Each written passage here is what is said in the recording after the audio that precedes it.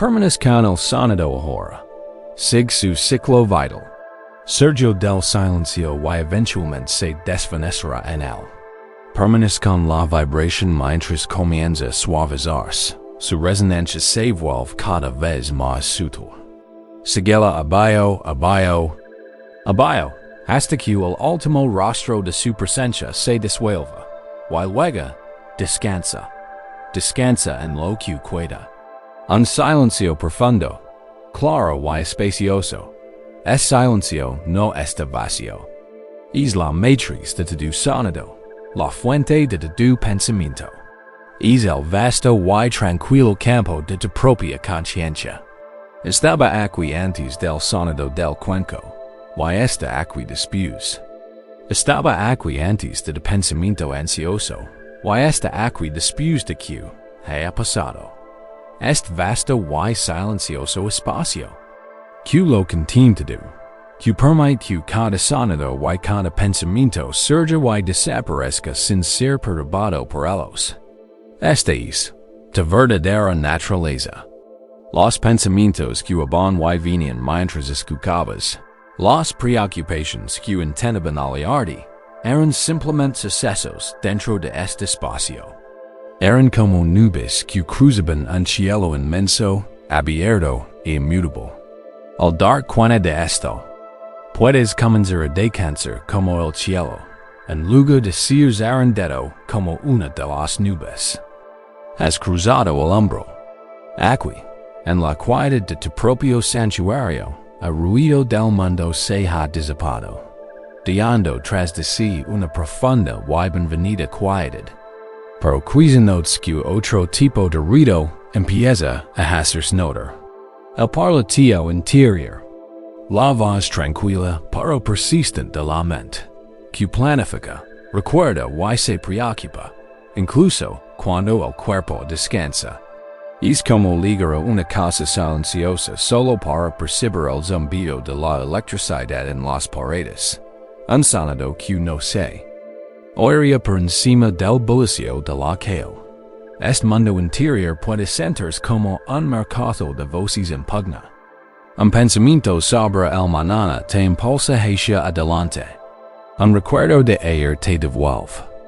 Una preocupación repentina liga como una fuerte interrupción. Un fragmento de una canción se repite una y otra vez. Nos sentimos dispersos, nuestra atención se dirige en una docena de direcciones diferentes a la vez, dejando sin ataduras, perdidos en una cacofonía privada que nadie más puede oír. La ansiedad que surge de esto es sutil pero profunda. Es el agotamiento de estar constantemente distraído de nuestro propio centro, de no poder descansar plenamente en el momento presente, porque nuestra mente siempre está en otra parte. Nos enseñan a escuchar con los oídos, a procesar el sonido como información, como lenguaje, como advertencia, o como entretenimiento. Pero en la práctica del Zen, existe una forma diferente de escuchar. Es una escucha que se realiza no solo con los oídos, sino con todo el cuerpo. Es la práctica de permitir que el sonido sea una experiencia pura, una onda vibratoria que puede inundar y, al hacerlo, purificar la mente. La enseñanza es esta. Un sonido surge del silencio, mantiene su tono por un tiempo y luego se disuelve de nuevo en el silencio. Lo hace por sí solo. No requiere ningún esfuerzo de depart. Solo requiere tu conciencia. Tus pensamientos son así.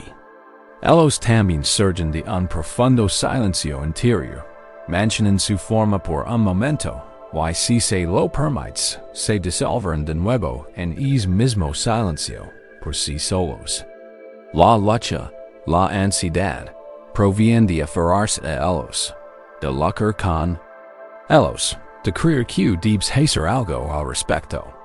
El camino hacia la paz no es silenciar los pensamientos, sino encontrar un ancla tan firme y tan pura que los pensamientos simplemente pierden su poder de oliarte.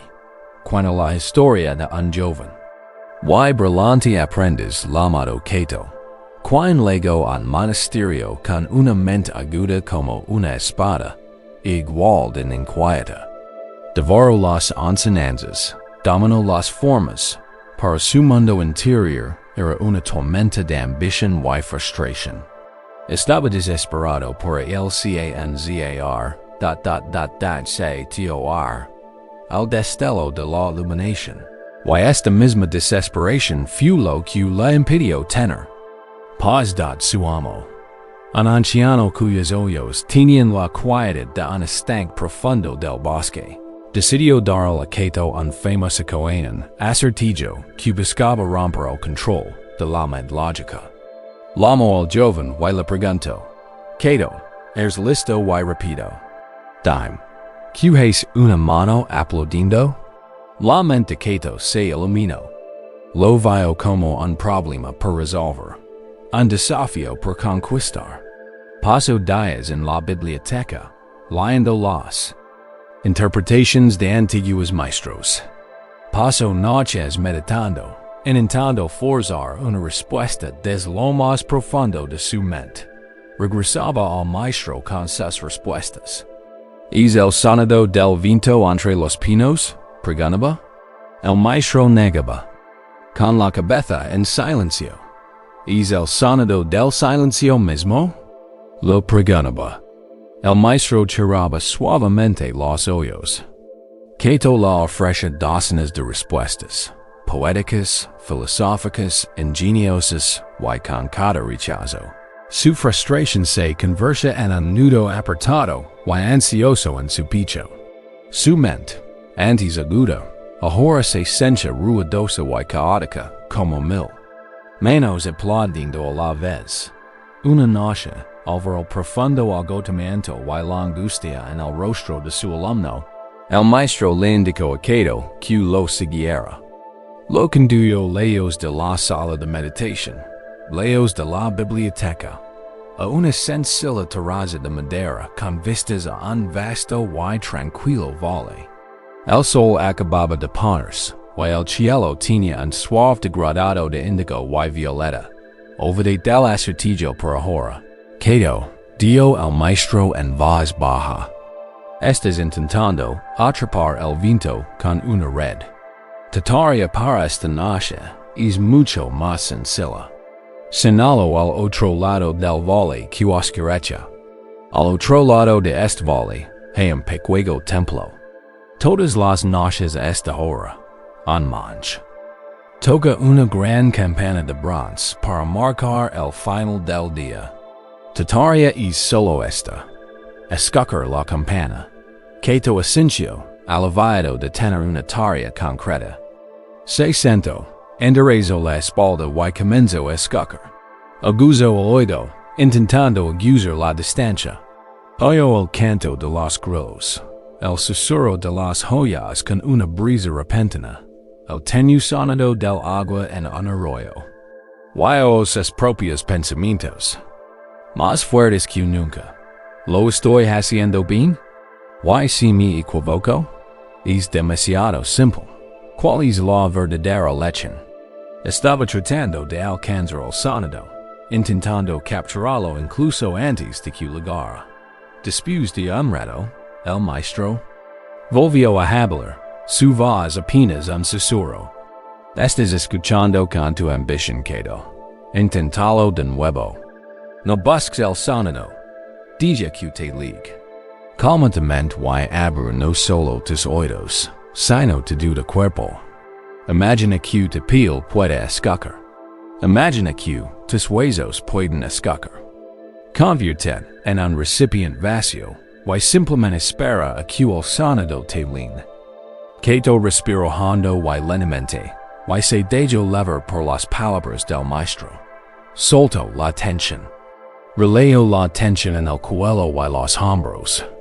Dejó de intentar hacer nada.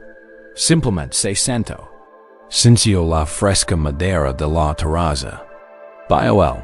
Sintió la suave brisa del atardecer en sus mejillas. Tomó conciencia del vasto y silencioso espacio del valle ante él. Su mente, por primera vez en mucho tiempo, comenzó a tranquilizarse. Y entonces, luego, no fue un sonido que sus oídos capturan, sino uno que todo su ser recibió. Un tono profundo y resonante que parece surgir del silencio mismo. El sonido floreció en la inmensidad del valle, una vibración perfecta y pura. Quedó no solo. Lo oyó, lo sintió. Sintió la resonancia en su propio pecho, un suave zumbido que vibró en su esternón. Lo sintió en la boca del estómago. Ya no era un oyente separado del sonido. El sonido y el valle eran una sola cosa. Seduyola. Nota con toda su atención. La observa mantener su forma, firme y precisa, suspendida en el aire. Luego, la siguió mientras comenzaba su largo y lento decaimiento, desvaneciéndose con una gracia infinita. Permaneció con ella, escuchando cómo se debilitaba cada vez más, hasta que la última vibración, apenas perceptible, se disolvió. En el inmenso silencio del que había seguido. Durante un largo instante, solo hubo un profundo silencio. Ya no era ni ausencia de sonido, sino una presencia. Una quietud viva y VR entidad el maestro finalmente habló. ¿A dónde se fue el sonido, Keito? Keito miró a su amo con ojos claros y serenos. Regresó al silencio. Dio, nació de él. Y regresó a él. El maestro sonrió. Tus pensamientos. Dio, son como esta campana. Surgen del gran silencio de tu mente. Producen su sonido. Y si les prestas atención tranquila y espaciosa, sin aferrar en rechazar, también se disolverán en el silencio. Has estado intentando forzar el sonido de una mano aplaudiendo. Pero no puedes forzarlo. Solo puedes aquietarte lo suficiente para oírlo. Deja de intentar hacer ruido. Aprende primero a escuchar la campana. Y ahora, aquí en tu propio espacio tranquilo, puedes realizar esta misma práctica sagrada. Puedes encontrar tu propio ancla en un sonido único y puro. Imagina un cuenco cantor. Quizás este hecho de un metal oscuro y pálido, pesado y fresco al tacto. Se encuentra ante ti, un círculo perfecto de quietud. Imagina un simple mazo de madera y observa cómo golpea suavemente, casi con reverencia, el borde del cuenco. Y luego, escucha. Escucha no solo con tus oídos, sino con todo tu ser. Surge un sonido, un zumbido profundo y resonante. Es un tono puro y limpio que comienza a crecer, a llenar el espacio a tu alrededor. Deja que este sonido sea tu único objeto de atención. Deja que sea tu ancla en el momento presente. Siente este sonido como una vibración física. Siente cómo comienza a extenderse. Desde centro, una suave onda de resonancia que recorre tu cuerpo. Siente el zumbido en el pecho, una suave vibración contra las costillas. Siente cómo se extiende hasta el estómago, afloja cualquier nudo de tensión acumulado allí. Deja que el sonido recorra tus brazos, hasta tus manos, haciendo que tus palmas se estremezcan con su energía. Siente cómo fly por tus piernas, hasta las plantas de los pies, enraizando, conectando con ese momento. Todo tu cuerpo se ha convertido en un dispositivo de escucha, vibrando con este tono único y apacible. Descansa aquí, dentro del sonido. Y ahora, observa lo que sucede. Un pensamiento surgirá inevitablemente. Una preocupación, un plan, un recuerdo. Observalo. Reconoce su presencia sin juzgarlo. Pero nota que es independiente del sonido del cuenco. Es solo otro sonido, más leve. Y no tienes que seguirlo. En el momento en que notes que te has dejado levar por el pensamiento, con suavidad y amabilidad, guía tu atención de vuelta al ancla. Regresa a la sensación de la vibración en tu cuerpo. Regresa al tono pural del cuenco. Cada vez que haces esto, ejercitas un músculo de tu mente. El músculo del retino suave. No luches contra tus pensamientos. No te regagas por estar distraído. Simplemente eliges tu ancla en lugar de la distracción. Eliges la campana en lugar del parloteo. Reconoce el pensamiento como reconocerías a un pájaro que vuela frente a una ventana. Lo ves y luego lo dejas ir, volviendo la mirada a la habitación. Has cargado con tantas cosas esta semana. En tu mente, un zumbido constante de pensamientos, planes y repetitions. En tu corazón, un peso silencioso de preocupaciones, expresadas y no expresadas. En tu cuerpo, una tensión sutil e invisible. En los hombros, la mandíbula y el espacio entre las costillas. Un estado constante de preparación para lo siguiente, la siguiente exigencia, el siguiente desafío. Pero aquí en este momento, por fin puedes dejarte de otras. Durante las próximas 3 horas, te invitamos a simplemente ser. La paz será tu ancla, y la quietud será el espacio que te sostenga. No hay nada que hacer, nada que resolver. Has llegado a un santuario creado solo para ti, un lugar donde puedes disolver suavemente la tensión acumulada durante tus días. Bienvenido. Que esta sea la experiencia más específica de toda tu semana. Un suave regreso al centro tranquilo y estable de tu ser. Imagina, por favor, un límite claro. No un muro que te encierra, sino un umbral que te invita a cruzarlo hacia una forma diferente de ser. Este es el umbral de bienvenida. Existe en él. Límite de tu mundo interior, separando el ruido de la vida del profundo y resonante silencio que te corresponde por derecho de nacimiento. Imagínatelo. Tal vez si una sencilla puerta de madera sin adornos, desgastada por el sol y la lluvia. Se alza a la entrada de un bosque tan silencioso que casi puedes oír la respiración de los árboles.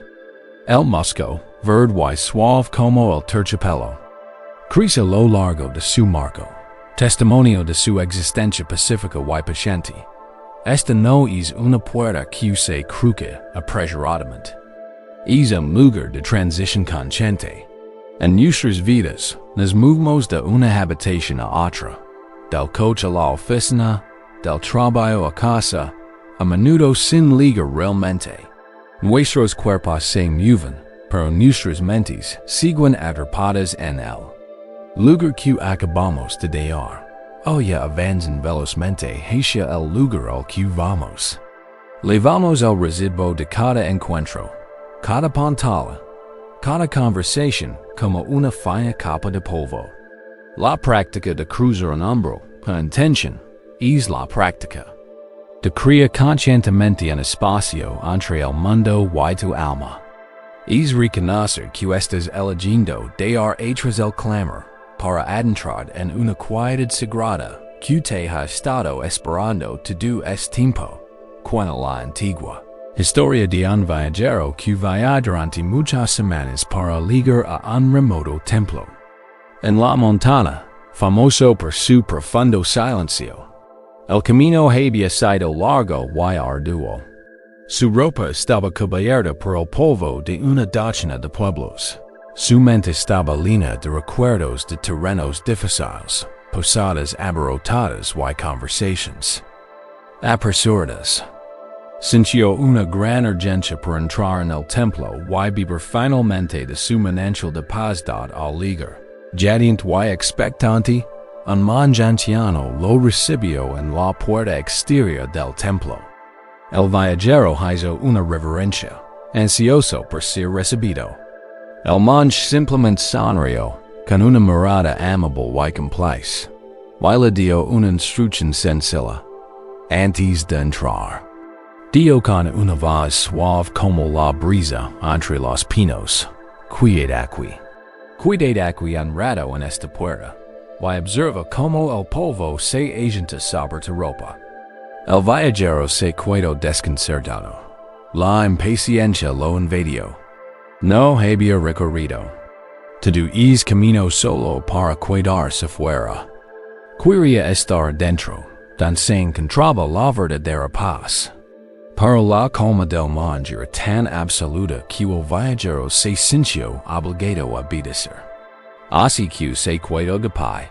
Y su mente se rebeló. Repasó el viaje, se preocupó por el futuro, cuestionó la sabiduría de aquella extraña instrucción.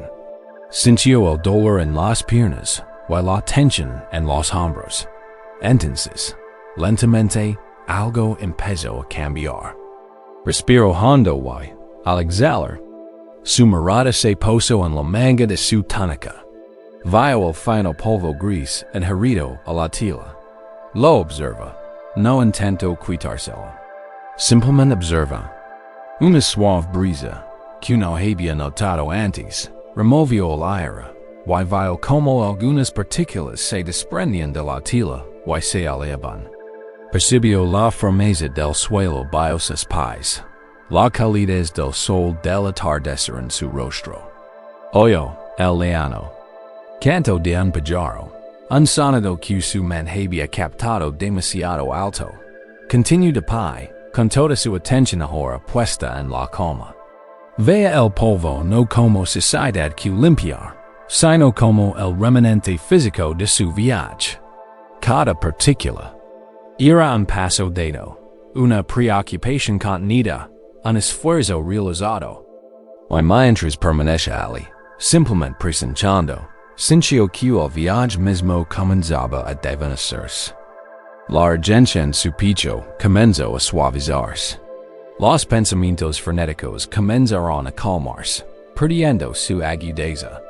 Se dio cuenta de que el monje no le había pedido que esperara. Le había pedido que el aliviar a la paz del templo no era un tesoro encerrado entre sus muros. La paz comenzaba aquí, en el umbral, con el simple y paciente acto de abandonar el camino. Cuando finalmente cruzó la puerta, no trajo consigo el ruido del mundo. Entró vacío, silencioso y dispuesto. Y ahora te invitamos a pararte ante tu propio umbral de bienvenida. Puede ser esa puerta moscosa al borde del bosque, o una sencilla entrada iluminada por una luz tenue. No importa su apariencia. Lo que importa es su propósito. Parate ante ella ahora, ante tomate un momento. No te apresures. Siente el suelo bajo tus pies, el sólido y firme support de la tierra. Con tu próxima inhalación, toma conciencia del polvo de tu semana. No necesitas nombrar cada partícula, no necesitas analizarla. Simplemente reconoce su presencia. El estrés persistente de una reunión difícil. La preocupación silenciosa por un ser querido. El agotamiento de intentar ser todo para todos. El zumbido leve pero persistente de la ansiedad. Considéralo todo, no como parte de ti, sino como algo que has cargado, como el polvo en la túnica del viajero. Ahora, al exhalar, un suspiro largo, lento y suave, imagina una suave brisa que te envuelve, retirando la capa más superficial de este polvo. Deja que la respiración sea el viento suave que limpia la estructura de tu ser. Con cada respiración, se libera otra capa. Inhala, reconociendo lo que hay. Exhala, dejándolo ir. Deja la necesidad de tener la respuesta correcta. Deja la presión de ser productivo. Deja las conversaciones que terminaron. Deja que se agentan. Deja que se desvanezcan. No sentí. Son solo el polvo del camino que has recorrido. Siente el cambio en tu interior a medida que este espacio comienza a despejarse. Una ligereza en tus hombros, una calma en tu mente, una dulzura en tu corazón.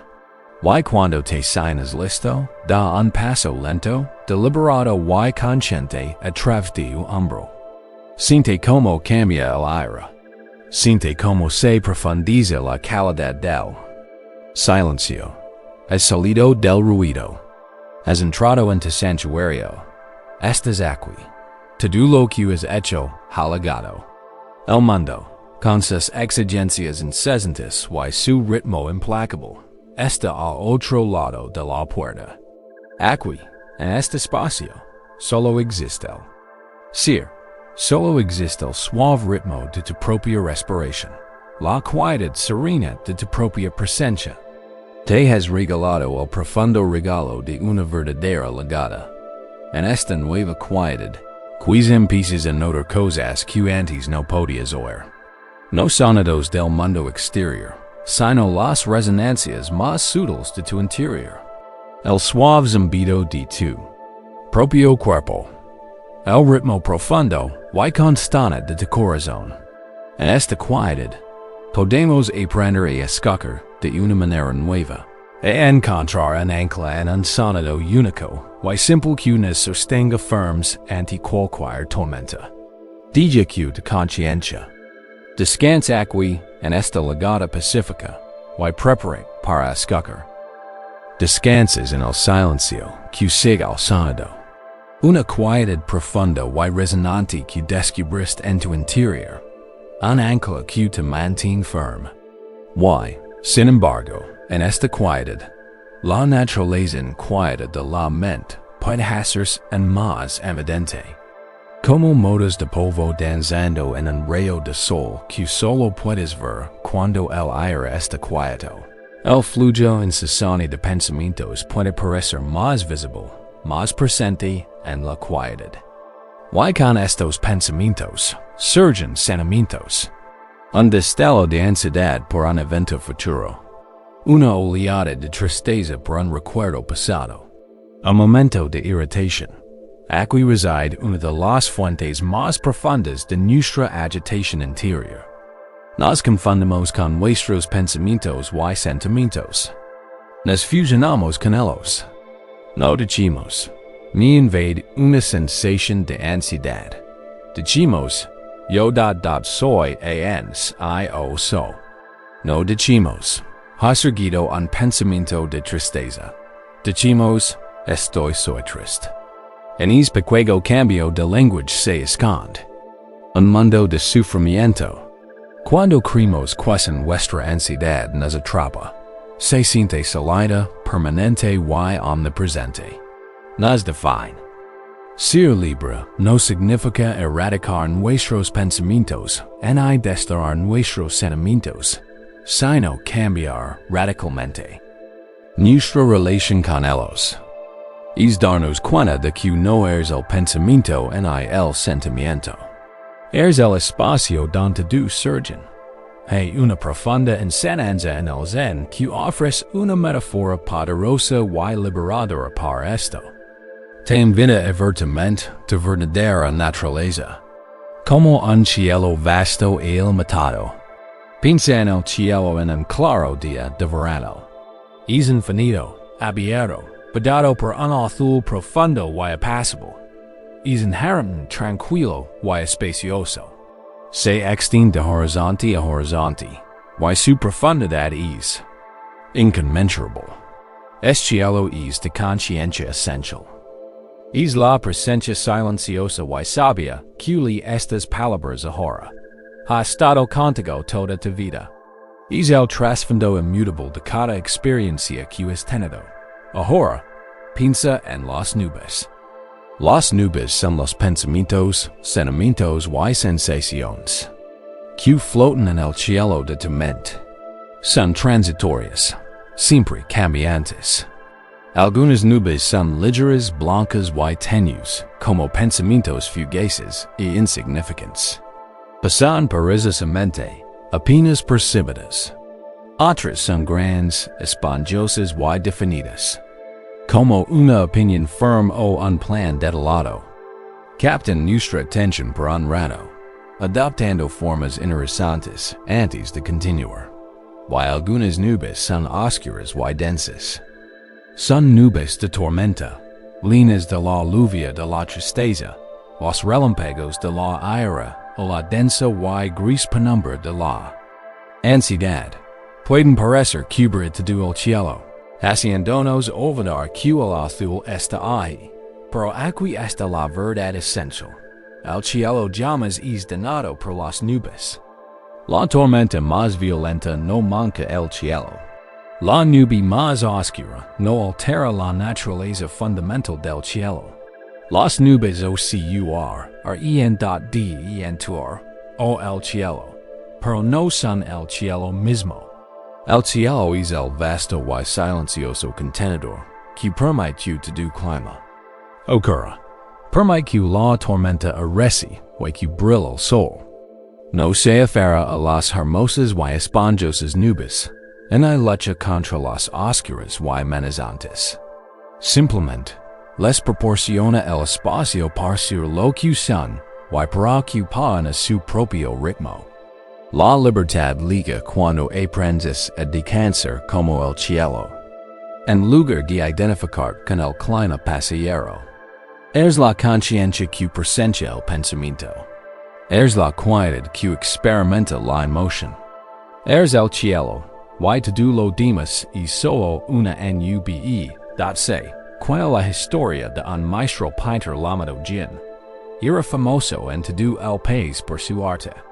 Podía pintar una montaña de tal manera que parece palpable su fuerza rocosa, un río que parece fluir directamente del rolo de seda.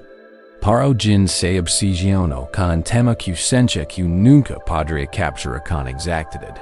El cielo. Pasó meses intentándolo. Se sentaba y pintaba las nubes meticulosamente. Capturaba catamates de gris en una nube de tormenta, cada brisna de rosa en una nube al amanecer, cada brillante borde dorado de una nube al atardecer. Su habilidad técnica era impecable. Sus pinturas de nubes eran representaciones perfectas. Sin embargo, al colgarlas en su estudio, se sienten planas, pésidas y sin vida. Eran lienzos abarrotados de formas, pero carecen de la libertad ilimitada. Y etería del cielo real. Su frustración creció. Su propia mente se sentía como sus lienzos, elaborada de pensamientos detalados y opresivos. Sin espacio para la paz. Desesperado, vaya a la remota cima de una montaña en busca de la sabiduría de un viejo pintor ermitaño. Un maestro del que se decía que pintaba con el viento y la luz misma. Jin le mostró al anciano maestro su colección de pinturas de nubes. El maestro las contempló largo rato, con una mirada paciente y profunda. Finalmente, habló. Has pintado las decoraciones con maestría. Tío, pero no has pintado la casa. Estás pintando las interrupciones, pero has descuidado el espacio que las permite. El anciano maestro le dio a Jin una instrucción simple, pero exasperante. Deja los pinceles y de sedas aquí, dio. Durante el próximo mes, quiero que vayas al prado más alto cada mañana al amanecer. Tumbe boca arriba en la hierba. Y observa. No hagas nada más hasta el anochecer. No intentes memorizar las formas de las nubes. No pienses en cómo mezclarías las colores. Deja de pintar. Tu única tarea es intentar sentir la forma del cielo. Durante la primera semana, Jin se sintió consumido por la inquietud. Su mente protestaba a gritos. Veía un desfile interminable de nubes y sentía el viejo impulso de capturarlas, de nombrarlas, de vestirlas con su arte. Pero a medida que pasaban los días, atado por su promesa, comenzó a rendirse. Dejó que las nubes se desviaron. Su enfoque comenzó a cambiar. Empezó a mirar a través de los huecos entre las nubes, en el azul profundo y imposible tras ellas. Empezó a notar la inmensidad, la pura y silenciosa inmensidad del espacio que las albergaba. No la percibió como una ausencia de nubes, sino como una poderosa presencia en sí misma. Sintió la profundidad del azul, el silencioso zumbido de su infinita extensión. Observa como pequeñas nubes nacen de la bruma en el horizonte, y como grandes nubes se disolvían en la nada en el cenit. Vio que las nubes eran eventos pasajeros, pero el cielo era una condición eterna. Empezó a sentir esta amplitud en su interior. Sus propios pensamientos desordenados, sus frustraciones, sus ambiciones, todo empezó a sentirse como nubes fugaces y pequeñas contra el telón de fondo de una nueva quietud interior. Estaba sintiendo la forma de su propia conciencia y ansiedad el terminar el mes y volver a su lienzo. No empezó dibujando una nube. Pasó días mezclando colores, no para que coincidieran con las nubes, sino para capturar el azul profundo, luminoso y vivo del espacio que había experimentado. Trabajó para enviar todo el lienzo de una sensación de profundidad ilimitada y quietud apacible. Solo cuando el lienzo mismo se sentía como un vasto cielo abierto, tomó un pincel pequeño y, con unas pocas pinceladas simples y gráciles, sugirió una pequeña nube flotando en la esquina, o una brisna de vapor cerca del horizonte. Y el efecto fue milagroso. Las pinturas estaban vivas, respiraban, se podía sentir la inmensidad. Al pintar primero el espacio, finalmente había capturado el cielo. Al centrarse en la conciencia, había puesto los pensamientos en su lugar apropiado. Puedes recostarte en este mismo prado ahora. Recuperate de nuevo en tu cuerpo y imagine recostado sobre un lecho de hierba suave y fresca bajo el cielo abierto. Mira hacia arriba, a la vastedad de tu mente. Al principio, probablemente notarás las nubes. Se adentran en tu campo de conciencia. No luches contra ellas.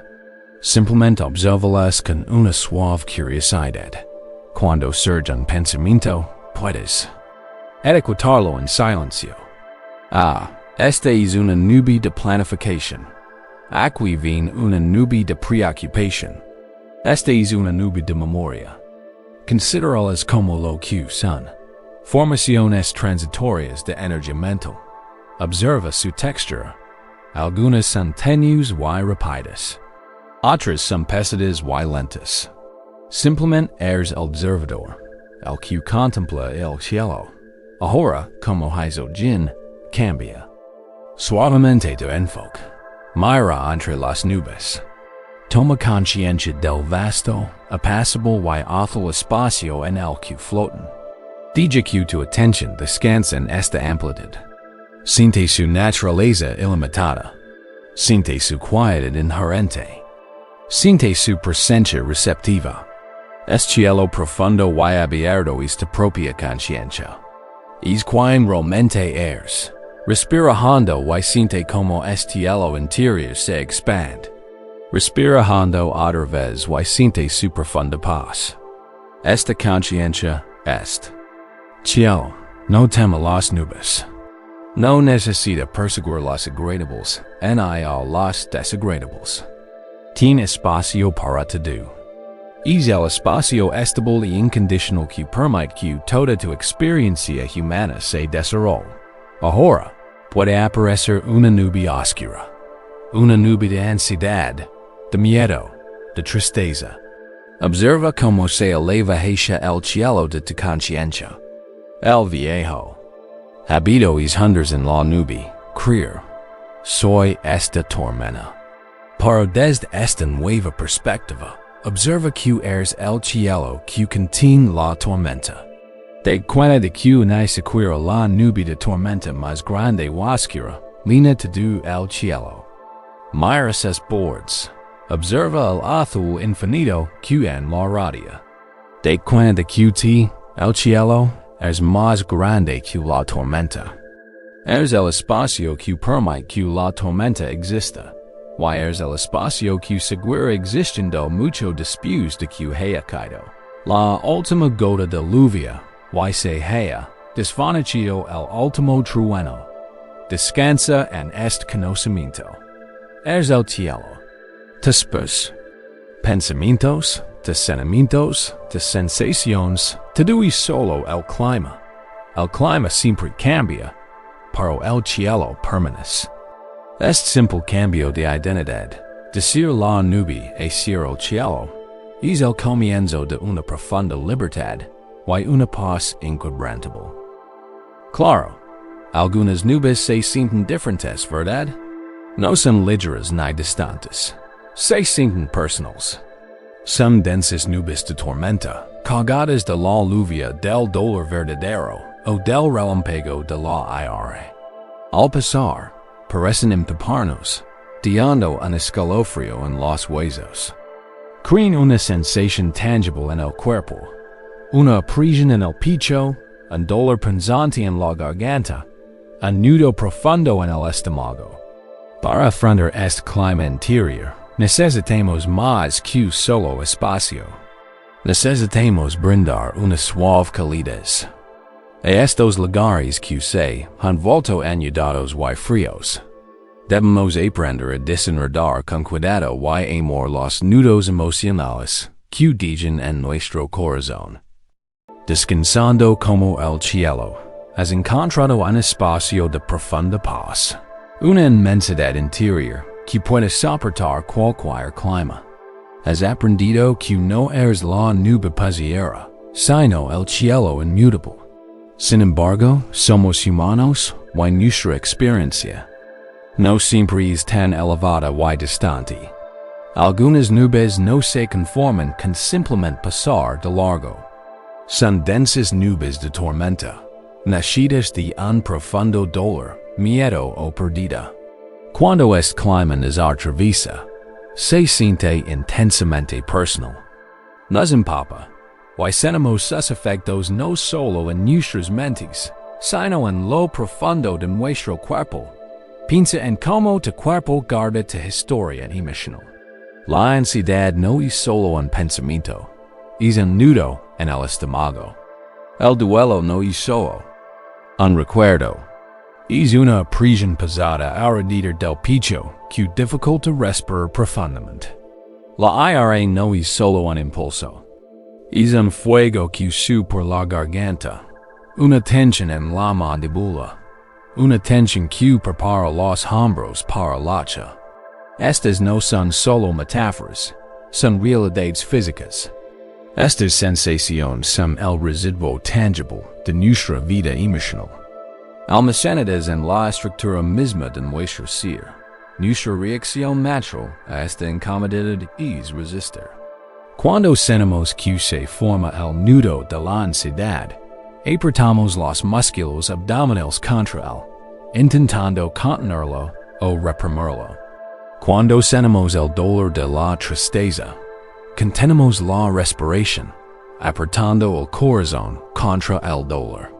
Respondemos a la tensión con más tensión. Creemos que si luchamos con la suficiente fuerza contra estos sentimientos, podemos vencerlos. Pero esta lucha es como intentar deshacer un nudo tirando con furia de ambos extremos de la cuerda. Cuanto más tiramos, más apretado, pequeño y denso, se vuelve el nudo.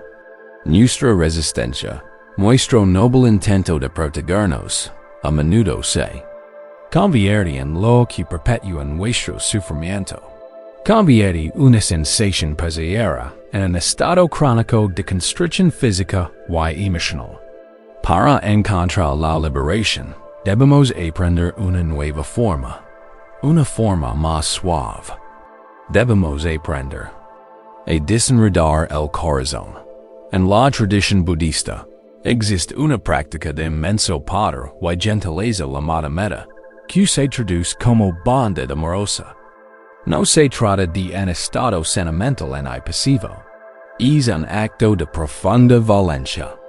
Es la práctica de dirigir una calidez constante e incondicional hacia nuestra propia experiencia, especialmente hacia las partes que sufren. La idea central de esta práctica es que aquello que recibimos con una aceptación amable y cálida, finalmente puede comenzar a suavizarse. Aquello contra lo que luchamos solo se endurece. Imagina que sostienes un trozo de resina dura, fría y quebradiza en la mano. Si intentas doblarla, se hará añicos. Si la golpeas con un martillo, se romperá en pedazos afilados e irregulares. Para si la colocas en un recipiente con agua tibia, ocurre algo mágico. El agua no ataca la resina, no la obliga a cambiar. Simplemente la radia, manteniéndola en un calor constante y suave. Y poco a poco, molécula a molécula, la resina comienza a absorber ese calor, su dureza se vuelve suave, flexible y malleable. Esta es la naturaleza de ... ETTA es el agua tibia que puede contener con seguridad los puntos más frágiles y dolorosos de nuestro interior, permitiéndoles ablandarse y liberarse a su propio ritmo sin romperse. Es la habilidad de traer calor a los nudos de nuestro corazón. ¿Cuál es la historia de una mujer llamada Anya, maestra talladora de su pueblo? Sus tapices eran famosos no solo por sus intrincados patrones y vibrantes colores, sino también por la suavidad y la naturalidad que parecen pasar. Se decía que envolverse en una de las mantas de Anya era sentirse abrazado con cariño. Su taller era un lugar de profunda calma. Tan solo se oía el suave chasquido del telar y el suave susurro de innumerables hilos que colgaban de las paredes. Como cascadas de color, Anya había contratado a una joven aprendiz, Elara, una chica de manos y mentes ágiles, pero con muy poca paciencia. A Elara la encantaba la belleza del tapiz terminado, pero detestaba el proceso, sobre todo los momentos en que algo salía mal. Al teacher, es común que los hilos finos se enreden, creando un nudo en medio del patrón perfecto. Cuando esto le sucedía a Elara, su rostro se ponía rojo de frustración. Veía el nudo como un fracaso personal, un enemigo al que vencer. Lo pinchaba con los dedos, tirando de los hilos con bruscos tirones. ¿Por qué no de rins? Murmuraba, conteniendo la respiración. Pero sus esfuerzos siempre eran en vano. El nudo, bajo el asalto de su frustración, se apretaba en más, convirtiéndose en una marana densa e insalvable. Con frecuencia, tenía que tomar un cuchillo y cortar los preciosos hilos, dando una falla en el tapiz y una sensación de derrota en su corazón. Una tarde año luego y se sentó a Elara, quien, entre solozos, contemplaba otra sección arruinada de su labor. Anya observa el apretado y furioso nudo de hilos, y luego los puños apretados y la mandíbula apretada de Elara. Simplemente posó una mano suave sobre el hombro de su aprendiz. Estás luchando contra el enredo como si fuera tu enemigo. Dio Anya con voz suave y baja. Pero no es un enemigo. Son solo los hilos, haciendo lo que hacen los hilos. Simplemente han seguido un camino que no pretendías. Tu ira no lo desterra. Tu frustración no lo enderezará. Solo estás apretando el nudo con la mente. Anya se dirigió entonces al telar para demostrar su propio método. Fue una revelación para Elara. Lo primero que hizo aña fue no tocar el nudo en absoluto. En cambio, agarró el gran marco de madera del telar, y lo sacudió con mucha suavidad. Era un movimiento suave y rítmico, una vibración que recorrió toda la estructura, haciendo que los cintos de hilos tensos temblaran y aflojaran un poco su tensión. Primero, dio aña, debes ablandar todo el telar. Un marco tenso es. Que los nudos quedan tensos. Entonces, y solo entonces, levo las manos al nudo. Sus dedos no eran afilados ni inquisitivos, sino suaves y curiosos. No intento atacar el centro de la morana. En cambio, comenzó por el borde, donde la morana estaba más suelta. Encontró un solo hilo dispuesto y, con suma paciencia, comenzó a trazar su camino. No tiró, lo persuadió. Siguió el hilo con la punta del dedo, viendo don pasaba por encima y por debajo. Lo empujó suavemente, creando un pequeño espacio, y luego lo liberó del primer enredo. Luego encontró otro hilo, y hizo lo mismo. Su respiración era lenta y regular. Su rostro era la imagen de una concentración tranquila y amorosa. No estaba imponiendo su voluntad al nudo. Lo escapaba, cooperando con la naturaleza de los hilos, permitiéndoles mostrar el camino de regreso a su propio orden natural. Fue un proceso lento y meditativo. Y mientras el observaba, el nudo imposible comenzó a flojarse, se desenrolló, se ablandó, hasta que, finalmente, sin gran esfuerzo, simplemente se deshizo, quedando los hilos lisos y paralelos de nuevo, listos para ser tejidos de nuevo en el hermoso patrón. Aña miró a Lara, cuyos ojos estaban abiertos de par en par, maravillados. El corazón es como estelar, dio la vieja tejedora. Y nuestros sentimientos son los hilos. Cuando la vida los enreda en un nudo de tristeza o miedo, no tires de él con los dedos afilados de la frustración o el juicio. Primero, suaviza todo el tejido con un aliento de bondad. Libera la tensión general. Luego, dirige tu atención cálida y paciente a una pequeña parte del enredo. Esta amiga de él. Escalo. Y empezar a mostrar la salida. El corazón no se desenreda con la fuerza, sino con la calidez. Y ahora, puedes convertir en este delicado tejedor de tu propio mundo interior. Deja que tu conciencia se desplace suavemente hacia tu interior, hacia el telar de tu propio cuerpo. Con la suave curiosidad del maestro tejedor, permite que tu atención explore el ser físico, no buscando defectos, sino simplemente observando lo presente. Deja que tu atención se desvíe hacia tu mandíbula. Sientes tensión ahí, en el cuello y los hombros. Sientes presión, como si llevaras una carga pesada. Leva tu atención a tu garganta, a tu pecho. Sientes un vacío ahí, una presión fuerte. Leva tu atención hacia tu plexo solar. Y a la suave vulnerabilidad de tu estómago. ¿Sientes un nudo de ansiedad familiar ahí?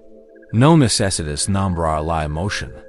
Simplemente observa la sensación física. Estos son tus nudos ahora. Recuerda la primera instrucción de Aña.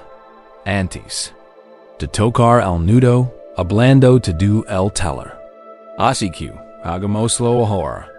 Inhala lento y profundamente y al exhalar, exhala con un suspiro suave y audible. Ya. Siente como todo tu cuerpo se relaja con ese suspiro. Deja caer los hombros. Deja que tu vientre se relaje. Repite esto.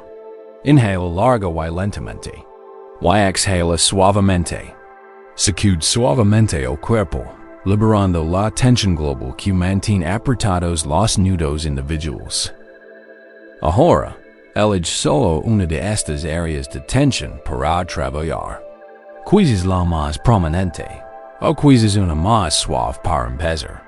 Dirige toda tu atención amable y lleno a este punto de tu cuerpo. Ahora, imagina que tu respiración es portadora de calor.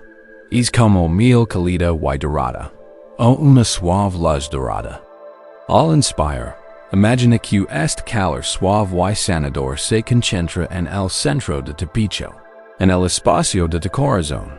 Y al exhalar, dirige esta calidez de tu corazón directamente a ese lugar de tensión. Deja que la exhalación sea el vehículo que lleve la bondad amorosa al nudo.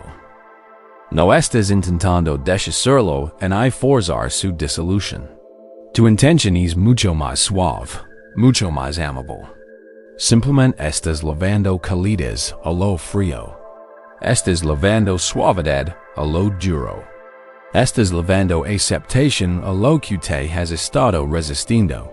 Con cada exhalación, imagina que rodeas este nudo con un manto de calidez. La estás haciendo. Sabra esta partenza de ti que puede estar aquí. La estás diciendo, sin palabras. Te siento. Estoy aquí contigo. No te abandonaré. Te sostendré con mi calor hasta que te sientas lo suficientemente seguro como para soltar. Continúa esto por unos instantes. Inhala, acumulando calor en el corazón. Exhala, dirigiendo ese calor al punto elegido. No busques resultados inmediatos. No exiges que el nudo desaparezca. Ese es el camino del aprendiz. Sea maestro teacher, sé paciente. Sé amable. Tu única tarea es aplicar el calor de tu atención. La realización ocurrirá a su debido tiempo, como resultado de tu amabilidad, no de tu esfuerzo. Siente los cambios sutiles. Una ligera liberación, un poco más de espacio. Una sensación de calidez don antes había tensión fría. Estás aprendiendo el sagrado arte de desarrollar tu propio corazón. Al encontrar esta calidez en nuestros nudos internos, la energía atrapada comienza a liberarse. El corazón, antes constregido por la necesidad de fortalecerse y defenderse, finalmente puede abrirse. Cuando nuestro paisaje interior ya no está bloqueado ni obstruido por estos nudos de resistencia, el gran río de la energía vital puede fluir con mayor libertad a través de nosotros. Nos volvemos menos como un estanque, estancado y obstruido, y más como un río cristalino y en movimiento. Y como el río, podemos aprender a aceptar la naturaleza misma del fluir, la verdad de que todo, cada alegría, cada tristeza, cada experiencia, forma parte de una corriente constante y en movimiento. Al aprender a aceptar los nudos en nuestro corazón, podemos aprender a aceptar el fluir impermanente, siempre cambiante y sabio del río de la vida. Tras haber aplicado una suave y cálida bondad a los nudos enredados de tu corazón, podrás sentir una sensación de suavidad interior, una nueva flexibilidad en tu ser. Los lugares que antes eran duros, tensos y resistentes han comenzado a ser, y la energía que estaba atrapada ahora es libre de moverse. Puedes sentir ese movimiento dentro de ti ahora, una sutil corriente de vitalidad. Este es el comienzo del flujo. Y, sin embargo, gran parte de nuestra ansiedad proviene de nuestra profunda y a menudo inconsciente resistencia a este mismo flujo. Nos enseñan a valorar la permanencia, la estabilidad y el control. Construimos nuestras vidas como casas sólidas, con la esperanza de que nos protegen de las inclemencias de la existencia. Cuando llega un momento de pura alegría, nuestro primer instinto es aferrarnos a él con fuerza, aterrorizados de que termine. Cuando nos invade un periodo de paz y satisfacción, intentemos cristalizarlo, a cielo eterno, creando una sutil tensión mientras nos protegemos de su inevitable cambio. Y cuando surgen experiencias difíciles, dolor, pérdida, incertidumbre, construimos decays de resistencia, impulsándolas con todas nuestras fuerzas, agitándonos en un vano intento por detener la corriente de lo que es. Esta lucha contra la naturaleza fundamental de la vida es una de las fuentes más profundas de la ansiedad humana. Es la creencia de que podemos, y debemos, controlar el fluir del río. Pero la vida no es un estanque estancado que se pueda controlar.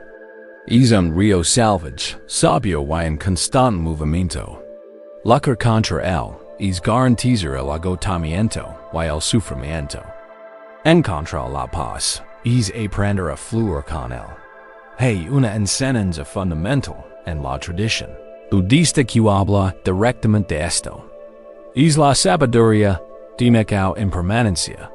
En nuestra cultura, la idea de la impermanencia puede sonar como una amenaza, una triste verdad sobre la pérdida. La escuchamos como nada perdura. Pero desde una sabiduría más profunda, es la verdad más liberadora imaginable. No es una amenaza, sino una promesa. Porque nada perdura. El dolor no es permanente. Porque nada perdura. El duelo se suavizará. Y cambiará de forma. Porque nada perdura. Una situación difícil evolucionará. La puerta de la jaula nunca está cerrada permanentemente. La impermanencia es el motor de la renovación, del crecimiento, de la posibilidad. Es lo que garantiza que nunca estemos realmente estancados. Además, es lo que le da a la vida su valor. Una hermosa puesta de sol es tan conmovedora da peor que es fugaz. Un momento de conexión con un ser querido se siente tan profundamente. Porque sabemos que es un regalo transitorio. Si estas cosas fueran permanentes, perderían su carácter sagrado. La impermanencia no es enemiga de la alegría, es lo que la hace posible. Abrazar esta verdad es soltar el agitador trabajo de resistirse a la realidad. Es aprender la sabiduría del río. Un río es solo un río porque está en constante movimiento, en constante cambio, constantemente dando ir al agua que pasó un momento antes, y dando la bienvenida al agua que está por venir. Su identidad misma es su flor. Si se detuviera, moriría y se convertiría en un pantano estancado. Lo mismo ocurre con nuestras vidas. Nuestra vitalidad, nuestra sabiduría y nuestra paz no provienen de afueranos, sino de aprender a movernos con la misma gracia y aceptación que el río da. Se cuenta la historia de un hombre llamado Kale. Tras una vida de trabajo duro y esfuerzo incansable en la ciudad, finalmente amasó la fortuna suficiente para hacer realidad su gran sueño: construir una casa perfecta en el campo, un santuario de paz donde pudiera vivir el resto de sus días. Encontró lo que crea el lugar perfecto, un suave recodo en la orilla de un caudaloso y hermoso río. No escatimó en gastos. Construyó una magnífica casa de piedra y cedro, con grandes ventanales que daban al agua resplandeciente, y plantó exuberantes jardines que descendían hasta la orilla del río. Durante las primeras semanas, Kale se sintió feliz. Pero pronto, una sutil ansiedad comenzó a apoderarse de él. Empezó a observar el río, no con asombro, sino con recelo. Empezó a verlo no como una fuente de belleza, sino como una amenaza potencial para su creación perfecta y permanente. En pleno verano, cuando el nivel del agua bajaba, le preocupaba que el río se estuviera reduciendo, que abandonara su propiedad, y lo diara con una zanja fría y lodosa. Se angustiaba, imaginando que su hermosa vista se arruinaba. La gan la temporada de lluvias, su ansiedad se convertía en miedo absoluto. Se quedaba despierto por las noches, escuchando la poderosa corriente, aterrorizado de que el río creciera y inundara su hogar. Arrasando con sus preciosos jardines y socavando los cimientos de su casa de piedra. El río, su sueño, se había convertido en su adversario. Su vida, que se suponía debía ser pacífica, se convirtió en una lucha constante contra el cambio. Contrato obreros para construir un sólido muro de contención de piedra a lo largo de la orilla, intentando que el río se mantuviera en su sitio. Dragó un canal para controlar su caudal. Pasaba sus días en estado de alerta, midiendo los niveles de agua, revisando sus muros, con su mente en constante conflicto con la naturaleza misma del río. Un día, una anciana de la aldea Río Abajo, que había vivido toda su vida junto al río, fue a visitarlo.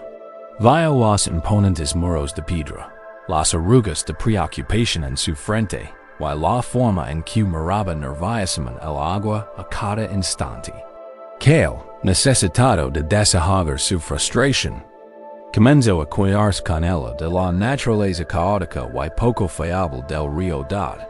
La anciana escuchó pacientemente, con una suave sonrisa en los labios. Cuando terminó, dijo: has construido una hermosa jaula para intentas atrapar el viento. Miras el río y desearías que fuera un cuadro en taperd, algo fío y inmutable que pudieras pasar. Pero has olvidado que su vida, su poder y su belleza misma no residen en su quietud, sino en su constante movimiento. Las cosas contra las que luchas son precisamente las que lo convierten en un río. Estás en guerra con su alma. Que él estaba a punto de discutir, pero la mujer levantó una mano. Tengo una sugerencia, dijo. Durante los próximos 7 días, quiero que dejes de trabajar. No repares de muro. No midas el agua. En cambio, quiero que simplemente vayas a la orilla cada mañana y te sientes. No mires el río como su amo, intentando controlarlo. Obsérvalo como un estudiante listo para aprender de él. Continue con la voz suave e instructiva. Observa como el río acepta una joya queda. No la agarra ni la rechaza. Simplemente la recibe, la leva en rato y luego la suelta. Observa como el río se encuentra con una gran roca en su camino. No intenta aplastarla. Sid, la radia sin lucro y continúa su camino, dejándola exactamente donde está. Observa la luz en la superficie del agua y comprende que nunca es la misma ni por un segundo. Ve el río no como una amenaza para tu casa, sino como un gran maestro para tu corazón. A regañadientes, que él aceptó. El primer día estaba inquieto y aburrido. Pero, al tercer día, algo empezó a cambiar. Empezó a comprender lo que la anciana quería decir. Observa una rama grande flotar, girando lentamente en la corriente. Y se dio cuenta de que el río no se movía en absoluto. Simplemente la hacia. Espacio. Notó la increíble variedad de sonidos que produce el agua. Un suave chapotillo cerca de la orilla, un murmullo más profundo en el centro. Vio como el río aceptaba la lluvia que caía sobre él, y las del sol que danzaba sobre. Él con la misma gracia, su perspectiva comenzó a ampliarse. Vio que su casa perfecta era solo un pequeño y temporal elemento en el borde de un vasto y antiguo proceso que había fluido durante milenios y que fluiría durante milenios más. Sus propias ansiedades y miedos, que la habían percibido tan sólidos e importantes, Ahora empezaban a cenar más como joyas y ramas que flotaban en la superficie. Eran solo eventos que transitaban por un proceso mucho mayor. Comprendió que no podía detener el río de su propia vida, con sus estaciones cambiantes de alegría y tristeza, pero tal vez no tenía por qué joderse en él. Tal vez podría aprender a sentarse en la orilla de su propia conciencia y simplemente observar cómo fluye. La semana siguiente, hizo que sus trabajadores desmantelaron el duro muro de piedra. En su lugar, plantó sauces flexibles, cuyas raíces sostendrían la orilla cediendo a la energía del agua, no luchando contra ella. Por fin había aprendido a vivir con el río. Y ahora, te invitamos a sentarte en esa misma orilla. Imagina un lugar cómodo en la suave hierba verde, bajo la sombra de un viejo y sabio árbol. Ante ti está el río, ancho y tranquilo. Toma un momento para revivir esta escena con dedos. Escucha el suave y rítmico sonido del agua. Un sonido constante y siempre cambiante. Siente una neblina fresca y limpia en el rostro. Observa cómo la luz del sol se fractura en mil diamantes brillantes en la superficie del río. Siente la profunda, serena y poderosa presencia de esta agua fluyendo. Simplemente observalo un rato. Observa su movimiento fluido. No tiene prisa, pero siempre liga. No se resiste, pero supera todos los obstáculos. Es la personificación perfecta de la no resistencia.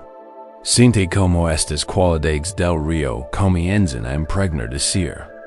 Siente como tu esfuerzo y resistencia internos se suavizan al sentarte en su presencia. Ahora, recuerda algo a lo que te aferras con fuerza. Una preocupación por el futuro. Un arrepentimiento por el pasado. Una ansiedad persistente. Manténlo con suavidad en tu conciencia. Ahora, mira hacia abajo y imagina una joya grande, lisa y verde flotando en el agua tranquila cerca de la orilla.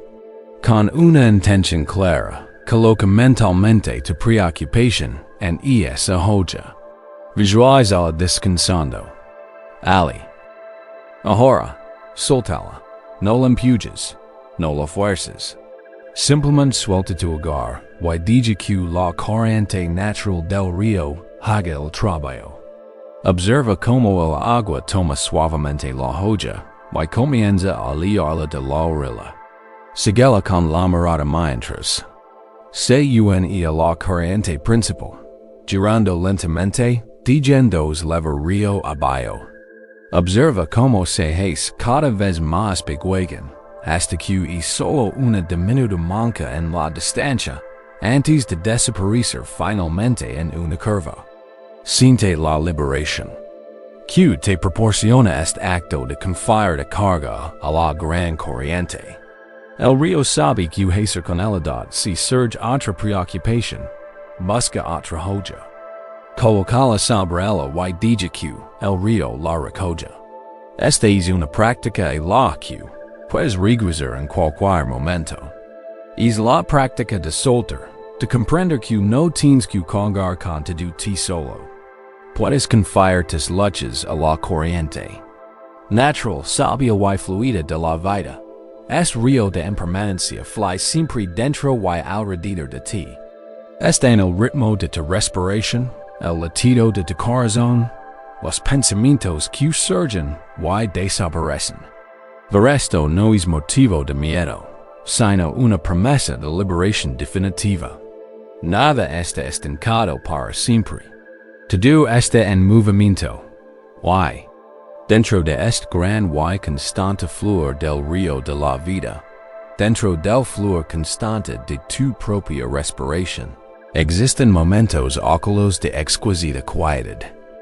Como el profundo silencio entre las notas de una hermosa pieza musical, hay intervalos sagrados en el ritmo de nuestra experiencia. Podemos encontrar un santuario profundo y poderoso en la pequeña pausa silenciosa que existe al final de la exhalación. Justo antes de que comience la siguiente inhalación. Es un momento de puro ser, suspendido en el río en constante movimiento del devenir. Vayamos ahora a ese punto tranquilo y quieto. Exploramos la pausa sagrada entre respiraciones. Hemos estado sentados en la orilla del gran río de la vida, aprendiendo la sabiduría de su fluir constante y sin obstáculos. Puedes sentir este río en tu interior ahora, en la suave y rítmica corriente de tu propia respiración. La inhalación constante, la exhalación suave. Un movimiento incesante y vivificante. Sin embargo, para muchos de nosotros, este ritmo natural se ve interrumpido por una sensación de prisa interior, una sensación de que nos cuidamos constantemente atrás. Vivimos bajo la tirania del reloj, con la mente siempre operada, el cuerpo tenso por una urgencia tachida. Esta ansiedad por la escasez de tiempo es una de las más extendidas en nuestra era moderna. Es la sensación de que nunca hay tiempo suficiente, de que debemos apresurarnos para llegar al siguiente. Esta presión puede arraigarse tanto que se infiltra incluso en nuestros momentos de descanso. Podemos tumbarnos para relajarnos para. Nuestra mente sigue corriendo, catalogando tareas pendientes, ensayando conversaciones futuras, corriendo en una frenética rueda interior. Esto es que la verdadera quietud, el verdadero santuario, parezca imposible. Somos como una persona que se muere de sed en medio de un río, incapaz de ver el elemento que podría salvarnos porque estamos tan distraídos buscándolo. Creemos que el antídoto a esta escasez de tiempo se encuentra fuera de nosotros mismos. En mejores horarios, en una tecnología más eficiente, en unas vacaciones futuras en las que podemos finalmente tener tiempo para descansar. Para las tradiciones de sabiduría ofrecen una solución radicalmente diferente. Enseñan que el antídoto contra la presión del tiempo no reside en gestionarlo mejor, sino en descubrir una dimensión de nuestra experiencia que existe completamente fuera del tiempo. Esta dimensión no está en un futuro lejano, en un lugar lejano. Está más cerca que el latido de nuestro corazón. Se esconde en el flujo mismo de la respiración que hemos estado observando. Es la pausa sagrada. Examinamos el ritmo de nuestra respiración con atención suave y curiosa. Esta la inhalación, un proceso de recepción, de acumulación, de absorción, de la fuerza vital del mundo.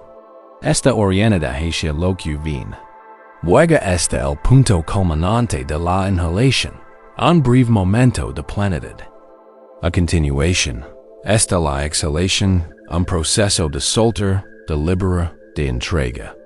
Esta orientada hacia el pasado, guiando a la respiración que ha cumplido su propósito. Nos hemos centrado en este flujo, este río de aire. Pero hemos pasado por alto la parte más secreta y profunda del cielo al final de la exhalación. Tres liberas suavemente todo el aire, en espacio. Antes de que surja el siguiente impulso automático del cuerpo de respirar de nuevo, hay una pausa, un punto de inflexión, un momento de quietud absoluta. Por una fracción de segundo, todo. El sistema se encuentra en perfecto equilibrio. En esta pausa sagrada, no hay inhalación ni hay exhalación. No hay recepción ni hay liberación. En esta pausa, no hay pasado ni hay futuro. Solo hay un instante de presencia pura y sin adornos. Es un espacio vacío, pero no es un vacío. Es un vacío, lleno de potencial. La fuente silenciosa de la que surgirá la siguiente respiración. Esta pausa es un santuario innato, una característica natural de nuestra propia biología, que nos proporciona un escape momentáneo del implacable paso del tiempo. No necesitamos creerlo. Solo necesitamos descubrirlo.cuenta la historia de un joven arquero llamado Kenji, conocido en toda su provincia por su inmensa fuerza. Cuando tensaba un arco, ese doblaba más que cualquier otro hombre. Sin embargo, su fama se debía únicamente a su fuerza, no a su habilidad. Era impulsivo y impaciente, convencido de que el poder de una flecha residía en la fuerza de la tensión y la velocidad de su disparo. Tensaba la cuerda con un gran esfuerzo, gruñendo, y lanzaba la flecha con un movimiento frenético. Pero sus flechas eran descontroladas, volaban erráticamente y rara vez daban en el blanco. Su fuerza era inútil sin puntería. Frustrado, buscó la guía de un legendario maestro llamado Tetsu. El maestro Tetsu era flechero, fabricante de flechas, y se decía que sus flechas volaban con un espíritu propio. También fue, en su juventud, el mejor arquero que la provincia había conocido, aunque ahora era viejo, y tenía las manos nudosas por su oficio. Cuando Kenji legó y pidió que le enseñaran el arte del tiro con arco, el maestro Tetsu no lo llevó al campo de tiro. En cambio, lo condujo a su polvoriento y perfumado taller, lleno de astas de bambú y manojos de plumas de águila. Durante el primer mes, a Kenji ni siquiera se le permitió tocar un arco. El maestro le enseñó a hacer una flecha. Le enseñó a separar la asta de bambú hasta que estuviera perfectamente recta y lisa, a sentir el sutil equilibrio de la madera en sus manos. Le enseñó a cortar las plumas con meticuloso cuidado y a unirlas a la asta con hilo encerado. El trabajo era lento, silencioso y requería paciencia. Kenji, acostumbrado al esfuerzo explosivo, se vio obligado a reducir el ritmo, a aquietar su mente, a concentrarse en un pequeño y perfecto detalle a la vez. Fue el comienzo de su verdadero entrenamiento. Luego el día en que el maestro Tetsu lo condujo al campo de tiro. Kenji, con la paciencia agotada, agarró un poderoso arco. Ansioso por demostrar por fin su fuerza, preparó una de sus flechas, perfectamente forjadas. Tensó la cuerda con un tirón fuerte, y la soltó con un solo movimiento rápido.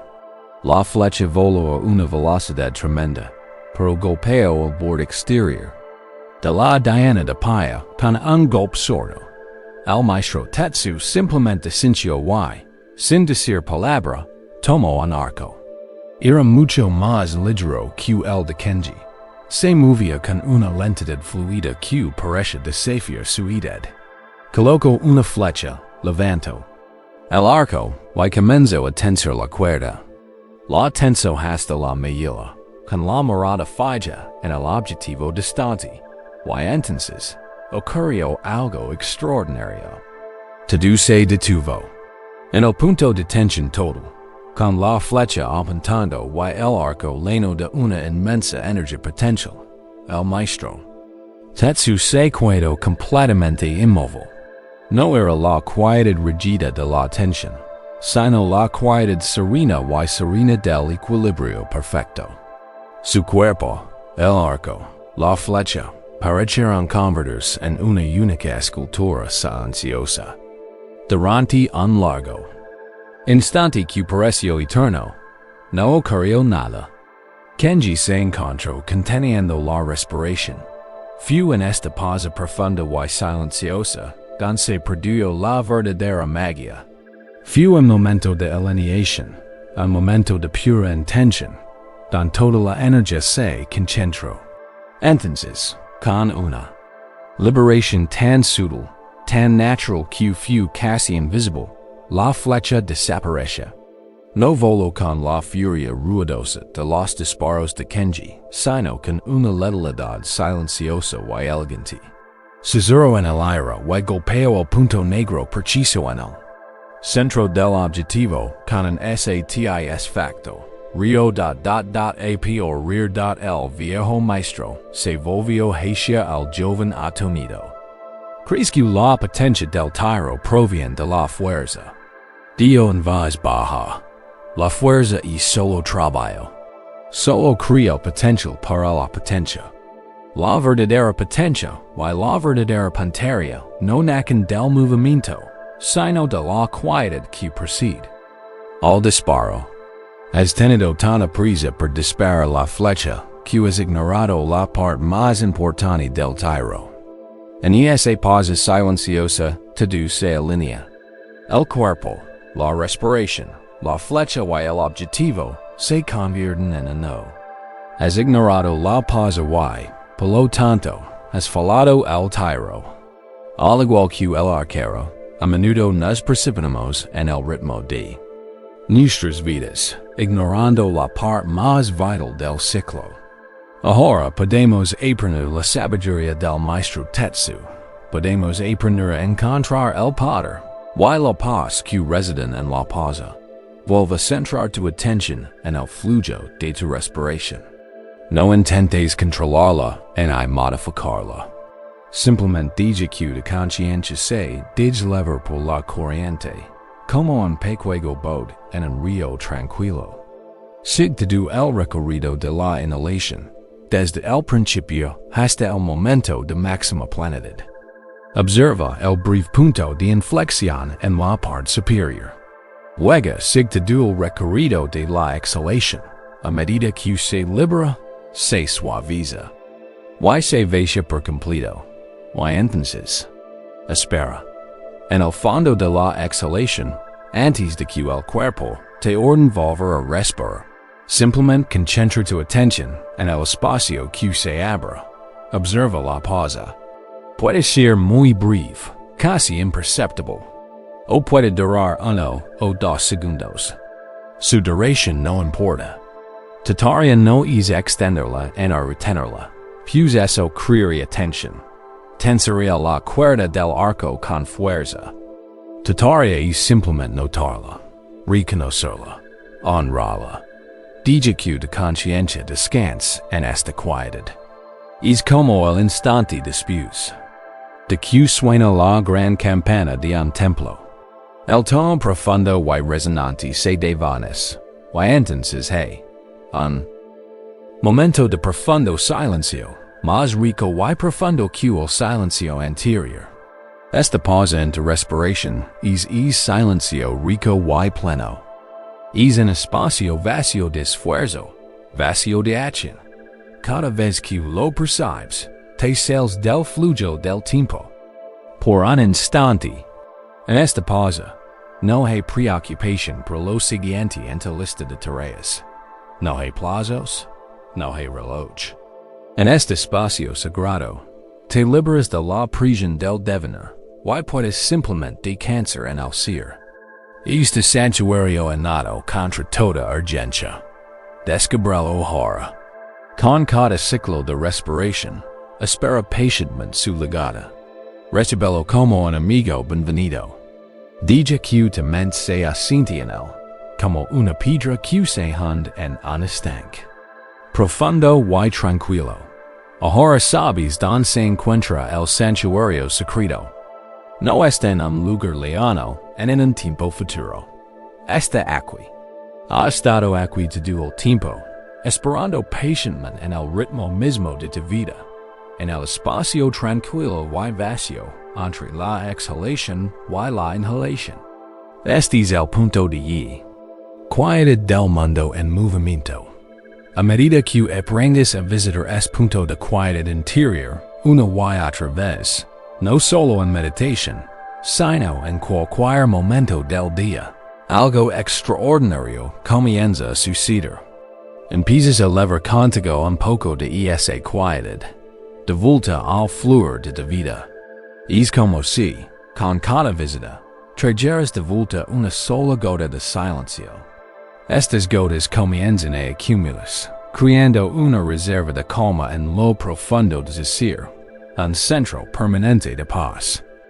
Esta serenidad se convierte en una nueva cualidad interior, una estabilidad que, como una gran montaña, permanece firme y inquebrantable, sin importar los vientos del cambio o las tormentas de la vida que soplan sobre su superficie.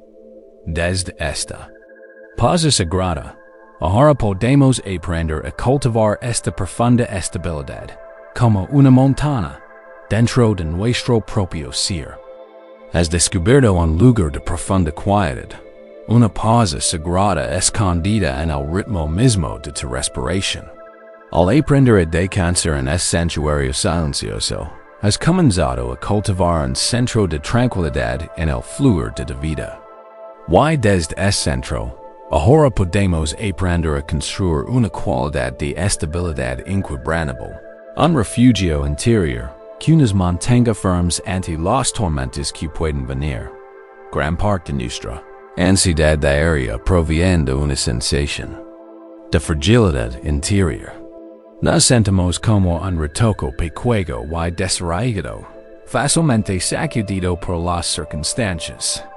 Un comentario crítico de un compañero puede arruinarnos el día. Una mala noticia inesperada puede sentirse como un terremoto devastador. Incluso, el sutil cambio de humor de otra persona puede bastar para cuestionarnos, sumiéndonos en una espiral de preocupación y dudas.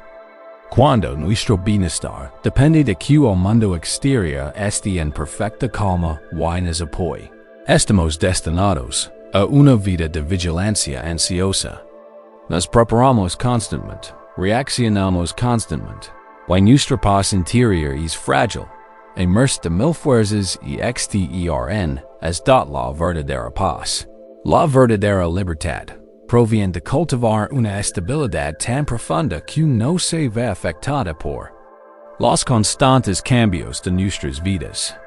Esta es la cualidad de la equanimidad, una concentración equilibrada y espaciosa que nos permite afrontar todas las experiencias de la vida con corazón firme y abierto. No es una fría indiferencia en un aislamiento desprendido del mundo. Al contrario, es un estado de conexión tan profunda con nuestra esencia que ya no nos desestabiliza la turbulencia superficial de la vida. La personificación perfecta de esta cualidad, la mayor maestra de esta paz inquebrantable, es la montaña, tratamiento imagen de una gran montaña. Imaginala elevándose de la tierra, con su base ancha y profunda, y su cima rozando las nubes. Siente su inmenso peso, su silenciosa dignidad, su presencia antigua y perdurable. La montaña se encuentra en perfecta quietud. Ha estado allí durante milenios, y estará allí durante milenios más. Consider en la vida de esta montaña. Por la mañana, el sol naciente baña sus laderas orientales con un oro brillante. La montaña acepta esta luz, calor, pero no se vuelve arrogante, ni se apega a él. Permanece tal como es. Por la tarde, puede azotar una gran tormenta. Vientos feroces azotan su cara pétrea, y una lluvia fría y torrencial baña sus bosques. La montaña no resiste la tormenta, no lucha contra el viento. Simplemente permite que el clima se desarrolle, manteniendo su profundo núcleo rocoso completamente imperturbable. Puede ligar una ventisca y cubrirla con un denso manto de nieve y hielo, ocultándola de la vista. Pero en el fondo, la montaña permanece inalterada, su naturaleza fundamental intacta. Las estaciones cambian, las civilizaciones surgen y caen a sus pies, pero la montaña permanece, testigo silencioso de la naturaleza transitoria de todas las cosas. Su fuerza no reside en su oposición al clima, sino en su profundo y inquebrantable arraigo en su propio ser. Esta es la cualidad que ahora podemos cultivar en nuestro interior. Se cuenta la historia de un joven, muy llamado aquí, era devoto, inteligente y profundamente sincero en su práctica, pero su corazón era tan inestable como una joya al viento. Su vida emocional era un paisaje tumultuoso. Una sola palabra de elogio de su maestro lo sumía en un estado de orgullo desbordante que le duraba días. Por el contrario, una leve corrección o una pizca de crítica lo hundía en un oscuro abismo de vergüenza y dudas. Su paz interior era completamente condicional, totalmente inmersa de las palabras y acciones de los demás. Sabia que esto era un gran obstáculo para su progreso espiritual. Para se sentir incapaz de enviar a lo dat su sabio y anciano maestro al observar esta inestabilidad fundamental. Llamó aquí una mañana. No le ofreció palabras de consuelo en complejas enseñanzas filosóficas. Simplemente cenó la gran montaña nevada que se alzaba como un guardián silencioso sobre su valle. Tu nueva práctica es esta, dijo el maestro. Todas las mañanas, después de tus tareas, caminarás hasta el pie de esa montaña. Encontrarás un lugar donde sentarte y te quedarás allí hasta que suene la campana de la tarde. Tu tarea no es escalar la montaña, en analizarla, en siquiera admirarla. Tu tarea es sentarte y asimilarte a ella. No regreses a este misterio hasta que comprendas la fuente de la fuerza de la montaña. Aquí estaba confundido y un poco resentido. ¿Qué sabiduría podía encontrar simplemente sentándose junto a una roca? Pero obedeció. Durante los primeros días, lo consumía el aburrimiento y la agitación. El sol calentaba demasiado. El suelo estaba demasiado duro. Los insectos eran una molestia. Su mente se llenaba de pensamientos impacientes. Pasó una semana, y luego otra.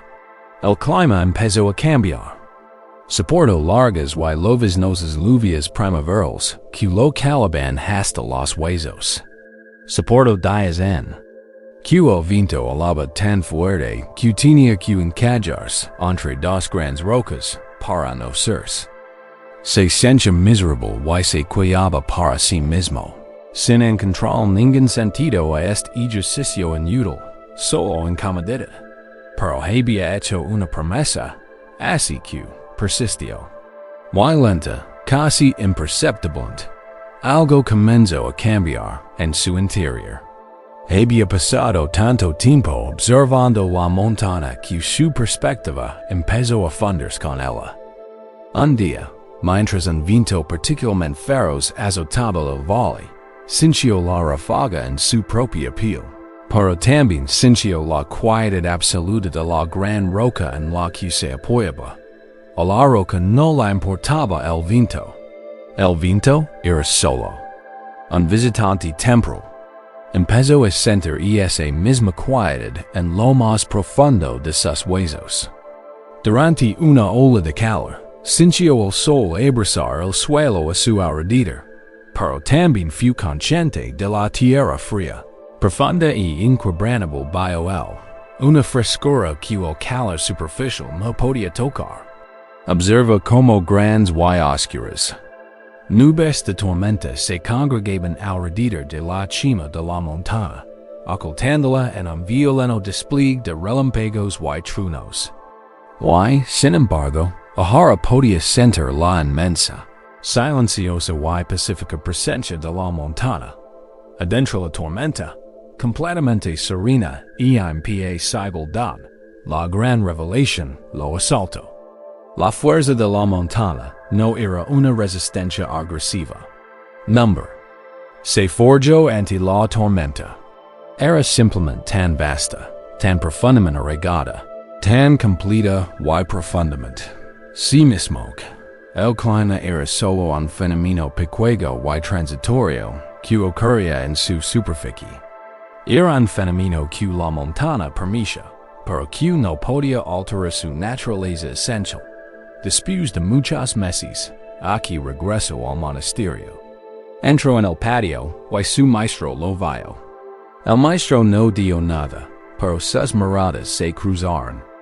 Y en la mirada de aquí se percibió una nueva profundidad, una nueva quietud. Unos días después, otro monje, conocido por su lengua afilada, criticó la ópera de aquí. En el pasado, esto habría dejado a aquí sumido en una profunda tristeza. Durante una semana, ahora, sintió la familiar y aguda punzada de aquellas palabras. Sintió el calor sobre las mejillas.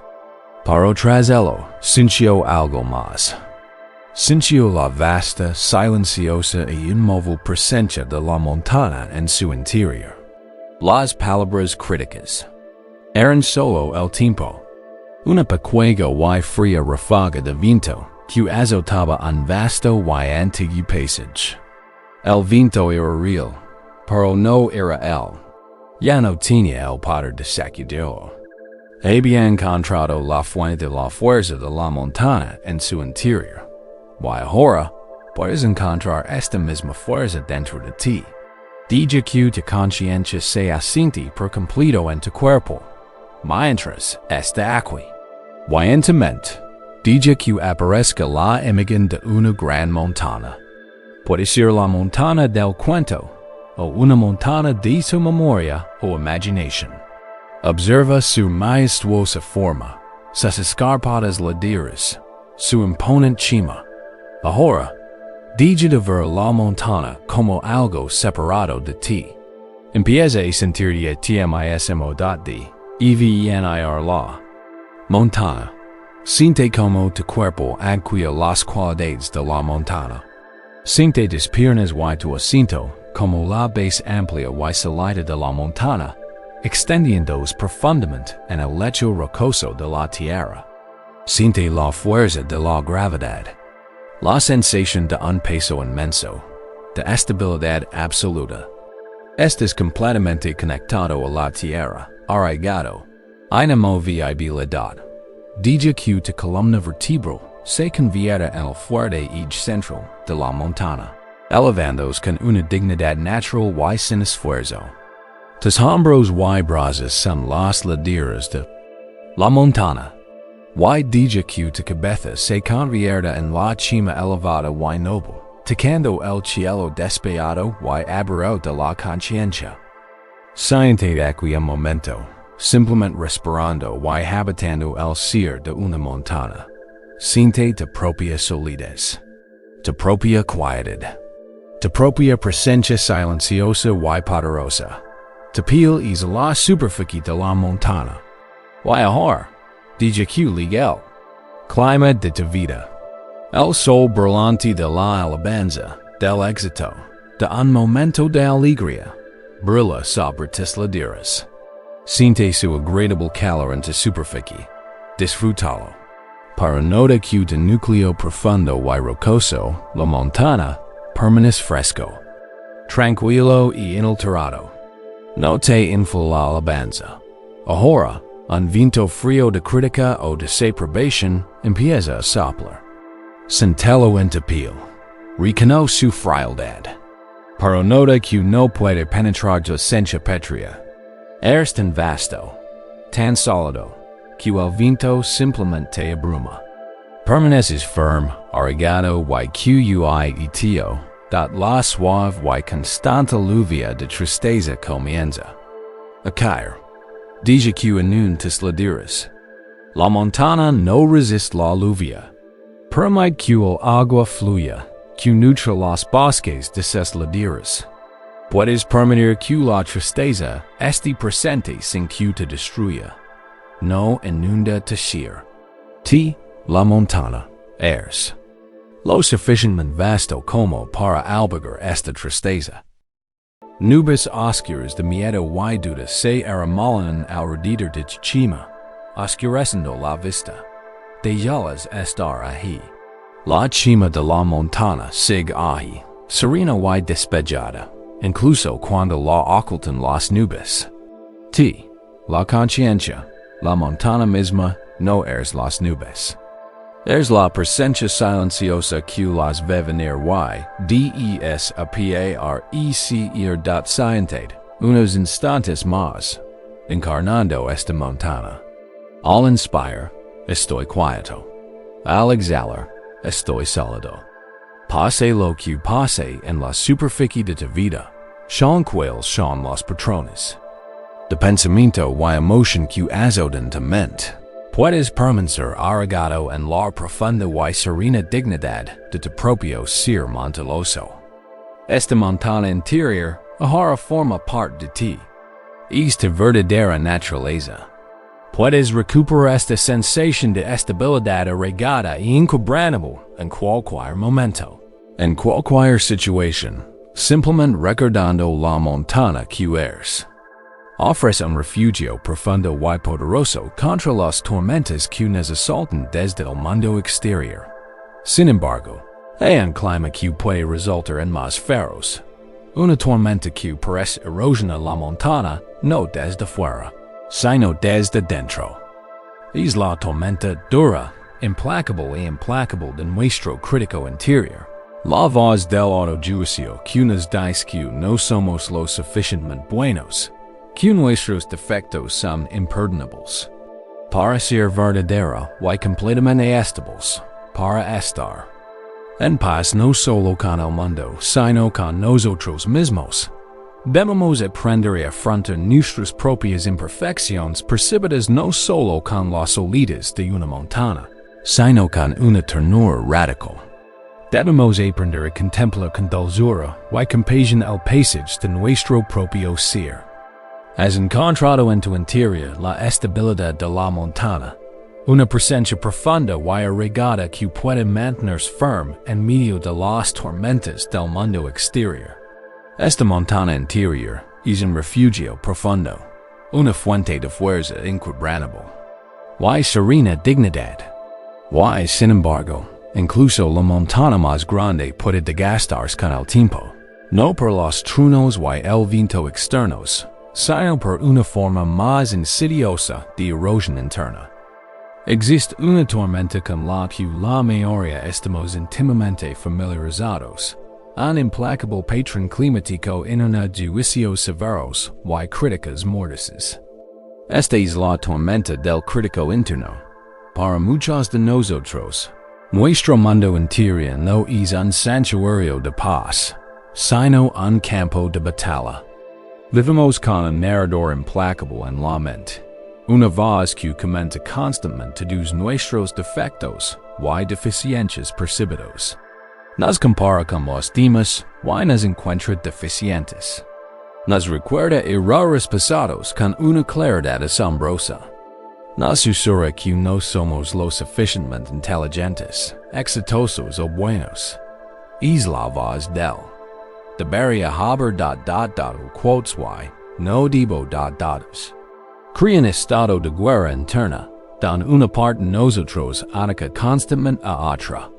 Este conflicto interminable es fuente de una ansiedad profunda y agotadora. Es la ansiedad de ser juzgados, no por otros, sino por nosotros mismos. Es la profunda y dolorosa sensación de ser fundamentalmente defectuosos y de no sentirnos seguros. Incómodos con nosotros mismos. Para encontrar la verdadera paz, no basta con ser estable ante el mundo. También debemos estar en paz con nosotros mismos. Las tradiciones zen y budista enseñan que el camino hacia esta paz interior pasa por la práctica de carunao compasión. Y su aplicación más valiente y transformadora es cuando dirigimos esta compasión hacia nuestro interior. Debemos comprender que la voz espera del crítico interno, a pesar de su crueldad, casi siempre nace de una intención equivocada de protegernos. Es una estrategia primitiva, aprendida hace mucho tiempo, nacida de un miedo profundo, miedo al fracaso, miedo al rechazo, miedo a no ser querido. El crítico cree que si es lo suficientemente duro con nosotros, puede ponernos en forma y protegernos de estos dolores futuros. Pero no podemos sanar una herida nacida del miedo, atacándola con más agresividad. No podemos silenciar a quien critica. El único antídoto verdadero contra esta dureza interna es afrontarla con una calidez firme, valiente e incondicional. Debemos aprender a vernos no con las penetrante interrogativa de un foco, sino con la suave y pasible luz de una vela. Imagina encender una sola vela en una habitación oscura y silenciosa. Observa cómo su pequeña y firme llama cobra vida. Percibe la calidad de su luz. No juzga lo que ilumina. No se aparta de los rincones polvorientos en de la mancha descolorida de la alfombra. No alaba el hermoso jardín mientras condena la tabla del suelo agrietada. Simplemente proyecta su suave, cálido y dorado resplandor sobre todo por igual. Revela lo que hay con una presencia suave e imparcial. Es esta cualidad de luz, esta mirada suave, acogedora y cálida la que debemos aprender a volcar sobre. Nosotros mismos sé cuando la historia de Sen Alfaro Japones llamado Hideo. Era un maestro en su oficio, pero también un perfeccionista incansable. Buscaba crear piezas impecables, vasajas de simetría perfecta, con esmaltes lisos, intactos e inmaculados. Su exigencia era tan alta que, por cada pieza que dejaba salir de su taller, destrozaba otras nueve con su martillo, destruyéndolas por alguna pequeña imperfección percibida, una ligera asimetría, un pequeño pinchazo en el esmalte, una leve deformación por el calor del horno. Su vida fue una lucha constante y frecuentes y frustrantes decepciones. Durante un año entero, Hideo se dedicó a lo que pretendía que fuera su obra maestra. Era un jardín grande y elegante, de forma sencilla pero de proporciones exquisitas. Dedicó toda su habilidad, su concentración y sus esperanzas a esta pieza única. Sentía que toda su reputación, toda su autoestima, dependían de su perfección. El día que abrió el horno tras la última y peligrosa cocción del esmaltado, le temblaban las manos. Abrió el horno y se le encogió el corazón. Ali, recorriendo el lado por lo demás perfecto de su obra maestra, había una grieta larga y fina. Era un defecto fatal. El jardín estaba arruinado. Una oleada de vergüenza y fracaso tan profunda lo invadió que sintió náuseas. Rápidamente escondió el jardín en un rincón oscuro de su estudio, bajo un pano polvoriento, incapaz de soportar la visión de su fracaso. Durante semanas, no pudo trabajar en absoluto, paralizado por la decepción. Una anciana de su aldea, que practicaba el arte menos conocido de remendar cerámica rota, se enteró de su desesperación y fue a visitarlo. Hideo le confesó su fracaso con la vaselina de vergüenza. La mujer escuchó pacientemente y luego le habló de un antiguo arte llamado kintsugi, que significa unir con oro. Explicó que, en esta tradición, un objeto roto no es algo que se puede desecar. Su historia de rotura se considera parte de su vida, parte de su historia única. El acto de remendar no busca ocultar el daño, sino iluminarlo, embellecer en más el objeto por haberse roto. Hideo se mostró escéptico. ¿Cómo? ¿Podría embellecer su jardín arruinado? Pero no tenía nada que perder, y su desesperación lo había abierto un nuevo camino. Aceptó aprender. La mujer lo guió a través del lento y meditativo proceso de KINTSUG. Era una cerámica diferente, E qualquer otra que hubiera hecho. No se trataba de creer de cero, sino de cuidar lo que estaba herido.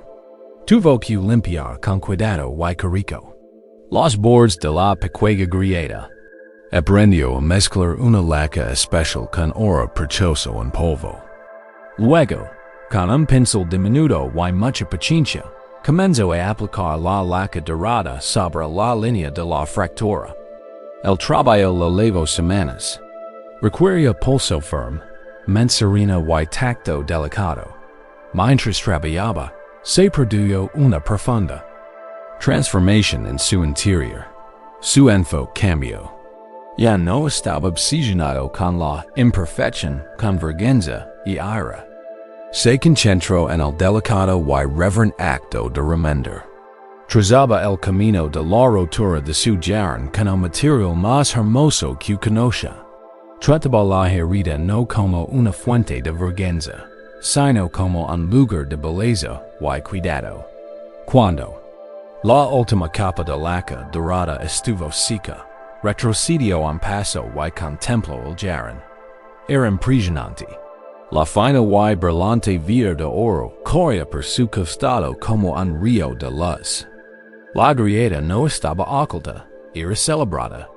Era la característica más hermosa de la pieza. El jarón ahora contaba una historia, la historia de su propia fragilidad, su propia historia de ruptura y su hermosa y resilient recuperación.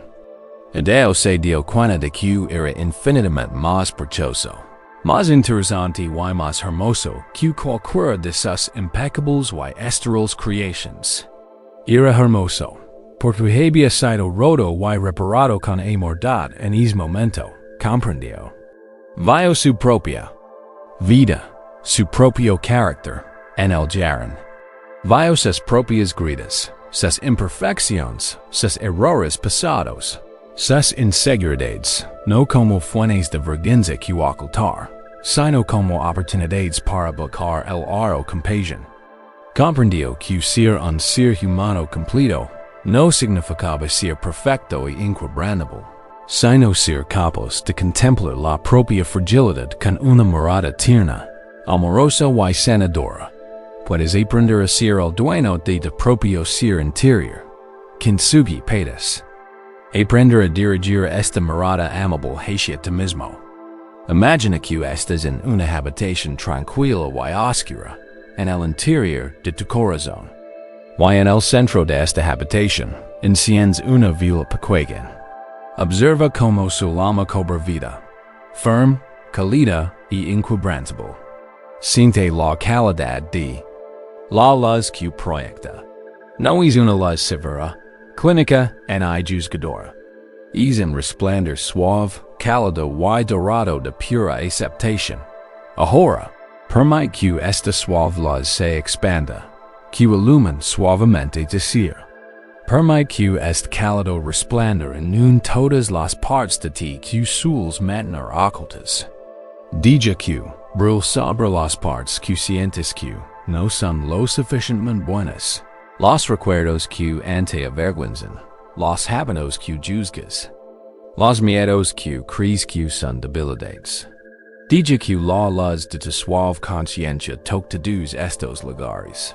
Tu tarea no es analizarlos, corregirlos y obligarlos a cambiar. Tu única tarea es permitir que se vean, quizás por primera vez, bajo la luz de la bondad incondicional. La luz de la vida no se acabará ante lo que ve. Simplemente ofrece su calidez, su presencia. Comunica, sin palabras, un mensaje simple y profundo. Te veo. Tienes derecho a estar aquí. Perteneces. Formas parte de este tú. Mientras te sientes en esta suave luz interior, quizá oigas la voz familiar de tu crítico interior. Quizá lo oigas susurra que este es un ejercicio tanto, que estos defectos son vergonzo, so y necesita ser arreglado, no pegado en luz. Cuando esta voz surja, no luches contra ella. No discutas con ella. Simplemente mirala como lo que es, otra sombra. En la habitación, otra parte de ti que sufre. Y dirigí la suave mirada de la vila hacia quien la critica. Deja que la calidad las ilumina esta voz espera. Observa el miedo que la motiva. Observa su viejo y equivocado intento de protegerte. Y ofres también la calidez de tu compasión a esta parte asustada de ti. Puedes decirlo en silencio. Gracias por intentar protegerme. Veo que tienes miedo, pero ahora estoy a salvo. Puedo ser cuidado con dulzura. Descansa aquí unos instantes, respirando esta calidad luz dorada y exhalando una sensación de tranquilidad. Y aceptación. Esta mirada amable siempre está disponible para ti. En cualquier momento de duda o de juicio severo, recuerda encender esta vela interior de autocompasión. Cuando detenemos nuestra guerra interna, cuando finalmente dejamos las armas del autojuicio, y nos encontramos con nuestro propio ser, con esta bondad radical, se libera una enorme cantidad de energía, antes desperdiciada en el conflicto. No. Sentimos la presión constante y ansiosa de arreglarnos de la noche a la mañana, de alcanzar un estándar imposible de perfección. Esta profunda autoaceptación crea el terreno fértil para que comience un crecimiento verdadero y orgánico. Finalmente, podemos soltar la necesidad de forzar nuestro propio florecimiento.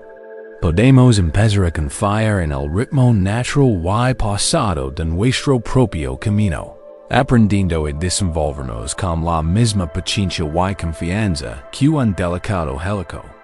Que crece no por la fuerza ni por la autocrítica, sino respondiendo silenciosa y persistentemente a la luz. Has empezado a ver con dulzura, a considerar tus propias imperfecciones percibidas con la misma reverencia y cuidado con que el maestro alfarero trató sugerin. Bellamente roto. Esta autocompasión es un bálsamo para alma, una revolución silenciosa contra la crítica interna. Y a medida que esta bondad arraiga, podemos empezar a abordar otra profunda fuente de ansiedad en nuestras vidas, la tiranía del tiempo. Vivimos en un mundo obsesionado con la velocidad, el progreso y los hitos. Nos imponen plazos invisibles. Desde que nacemos, nos enseñan que debemos lograr ciertas cosas a cierta edad, que nuestras carreras deben seguir una trayectoria ascendente, que nuestra recuperación del dolor o el trauma debe ser eficiente y rápida. Recorrimos las vidas de los demás y comparamos constantemente nuestro progreso con el de ellos. Esto crea una ansiedad implacable y live por la comparación, una sensación persistente de que vamos siempre retrasados. Observemos nuestras propias vidas y nos impacientamos. ¿Por qué no he avanzado más? ¿Por qué no me he recuperado de esto todavía? ¿Por qué no lo he comprendido todo? Esta constante presión interna para apresurarnos, crecer más rápido, cumplir con una fecha límite imaginaria, es una forma de violencia contra nuestra propia naturaleza. Niega la verdad más fundamental del mundo natural, que cada ser vivo tiene su propio ritmo de crecimiento único, sagrado y perfecto. Un roble antiguo no se molda por no crecer tan rápido como un delgado brote de bambú. Un capullo de rosa, firmemente tirado contra una mañana fría, no se regaga por no florecer tan pronto como los azafranes. Cada ser en la naturaleza, sig su propia ley interna, su propia harmonicada no responde perfectamente a las condiciones de su propia vida. Estar en paz es concedernos esta misma gracia. Es comprender que nuestra alma, nuestro corazón, nuestro propio camino de sanación, también tiene su propia inteligencia innata y su propio ritmo pasado. El camino espiritual no es una carrera, es un desarrollo lento y orgánico. Nustra. Labor nois forzar la floración. Sino convertirnos en jardineros pacientes y amorosos de nuestro propio hacia. Se cuenta la historia de un joven llamado Ren que heredó un jardín de su abuelo. Su abuelo había sido un maestro jardinero, pero su estilo se basaba en la observación paciente y la colaboración con la naturaleza. Su jardín era un lugar de caos vibrante y apacible, donde las plantas crecían en un estado de feliz e indomita armonía. Ren, sin embargo, era un hombre de ciudad, con la mente llena de ambición, eficiencia y la necesidad de control. Vea el jardín no como un santuario para disfrutar, sino como un proyecto que debía gestionar. Luego con libros y gráficos. Decidido a poner orden en el caos, y a que el jardín fuera productivo según su propio ritmo. Se obsesionó especialmente con un grupo de helicos, que su abuelo había plantado en un rincón sombrío y moscoso. Había leído en sus libros sobre su potencial, como crecerían hasta convertirse en grandes, elegantes y plumosas joyas. Pero durante semanas, permanecieron como estaban, pequeñas cabezas enroladas, acurrucadas cerca de la tierra oscura. Parecen las puntas enroladas de pequeños violines, y se les conoce como cabezas de violín. Para la mente impaciente de Ren, eran una fuente de inmensa frustración. Vea su quietud enroscada no como un estado de potencial, sino como una obstinada negativa a actuar. Los comparaba con los lirios de rápido crecimiento del parterre de al lado, que se alzaban hacia el sol, y experimentaba una sensación de fracaso personal. Esta parte de su jardín estaba atrasada. Una tarde, su impaciencia se desbordó. Decidió que ayudaría a uno de los helicos. Seguramente solo necesitaba un poco de estímulo para desplegarse. Se arrodilló y, con lo que creó un toque suave, tomó uno de los helicos entre el pulgar y el índice. Intentó desenrolar con cuidado el delicado rolo, pero el helico no estaba listo. Su estructura era tierna y nueva. Al aplicar la más mínima presión, sintió un chasquido espantoso. El delicado talo se rompió, y la intrincada y hermosa estructura interna de la fronda quedó arruinada, una cosa aplastada y rota en su mano. Lo miró con horror, conmovido por la violencia de su propia impaciencia. Justo entonces, el amigo más antiguo de su abuelo, otro jardinero sabio y anciano, se le acercó mientras estaba sentado, desesperado. El anciano miró el helico roto, luego los otros helicos enrolados. Vio la frustración y la vergüenza en el rostro de Ren. Ah, dijo el anciano en voz baja.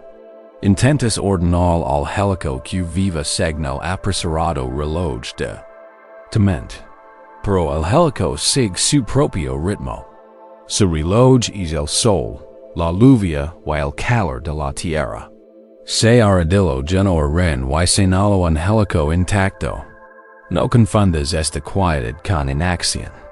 Dijo, esta espiral no es señal de fracaso. Es señal de profunda sabiduría. Dentro de esta estrella espiral, se está produciendo un milagro de creación. La fronda completa, compleja y hermosa del futuro se está formando perfectamente. En miniatura, está reuniendo su fuerza. Espera la combinación precisa y perfecta de calor, luz y humedad. Contiene toda su belleza futura en sí misma, y no se dejará operar por una mano impaciente. Forzarla es destruirla. El viejo jardinero miró a Ren con ojos bondadosos. Tu trabajo no es cuidar el helico. Tu trabajo es ser su fiel amigo. Tu única tarea es asegurar que la tierra que lo rodea esté húmeda y rica, protegerlo del sol más intenso, y evitar que la maleza lo asfixie. Y luego, debes hacer lo más difícil para un hombre como ti. Debes sentarte, observar y confiar. Confía en el helico. Confía en su ritmo. Su despliegue es un secreto. Una hermosa danza que solo compartirá contigo cuando hayas aprendido a ser lo suficientemente paciente para presenciarlo. Renasimilo la lección profundamente. De ello, he un lado sus gráficos y cronogramas. Empezó a cuidar el jardín no como administrador, sino como cuidador. Regaba la tierra. Quitaba la maleza. Y pasaba un tiempo cada día simplemente sentado junto al helico, no con ansiosa expectación, sino con una nueva sensación de serena admiración y confianza. Estaba aprendiendo a observar sin exigencia. Entonces, una mañana, tras una noche de lluvia cálida y suave, lo vio. Uno de los espros parecía más suelto, más alto. Y a medida que avanzaba el día, observa, fascinado, cómo comenzaba a elevarse y desplegarse en una espral lenta, grasa y posada. Fue un acto de pura elegancia, sin prisas, que reveló la intrincada y delicada perfección que había estado oculta en el espral desde el principio. Se dio cuenta de que el crecimiento más poderoso había estado ocurriendo invisiblemente en la silenciosa y enroscada oscuridad. Su impaciencia había sido ciega al profundo trabajo interno, que se estaba lavando hacia vio. Puedes dar este mismo regalo de paciencia y confianza. Imagina que te encuentras en un rincón tranquilo y sombreado de un bosque fresco y verde. El aire es húmedo y la tierra fértil y musco. La luz es suave, filtrada a través de un alto dosel de hojas. Y ante ti hay una parcela de estos mismos helicos. Ahora, permite que tu conciencia se fusione con uno de ellos.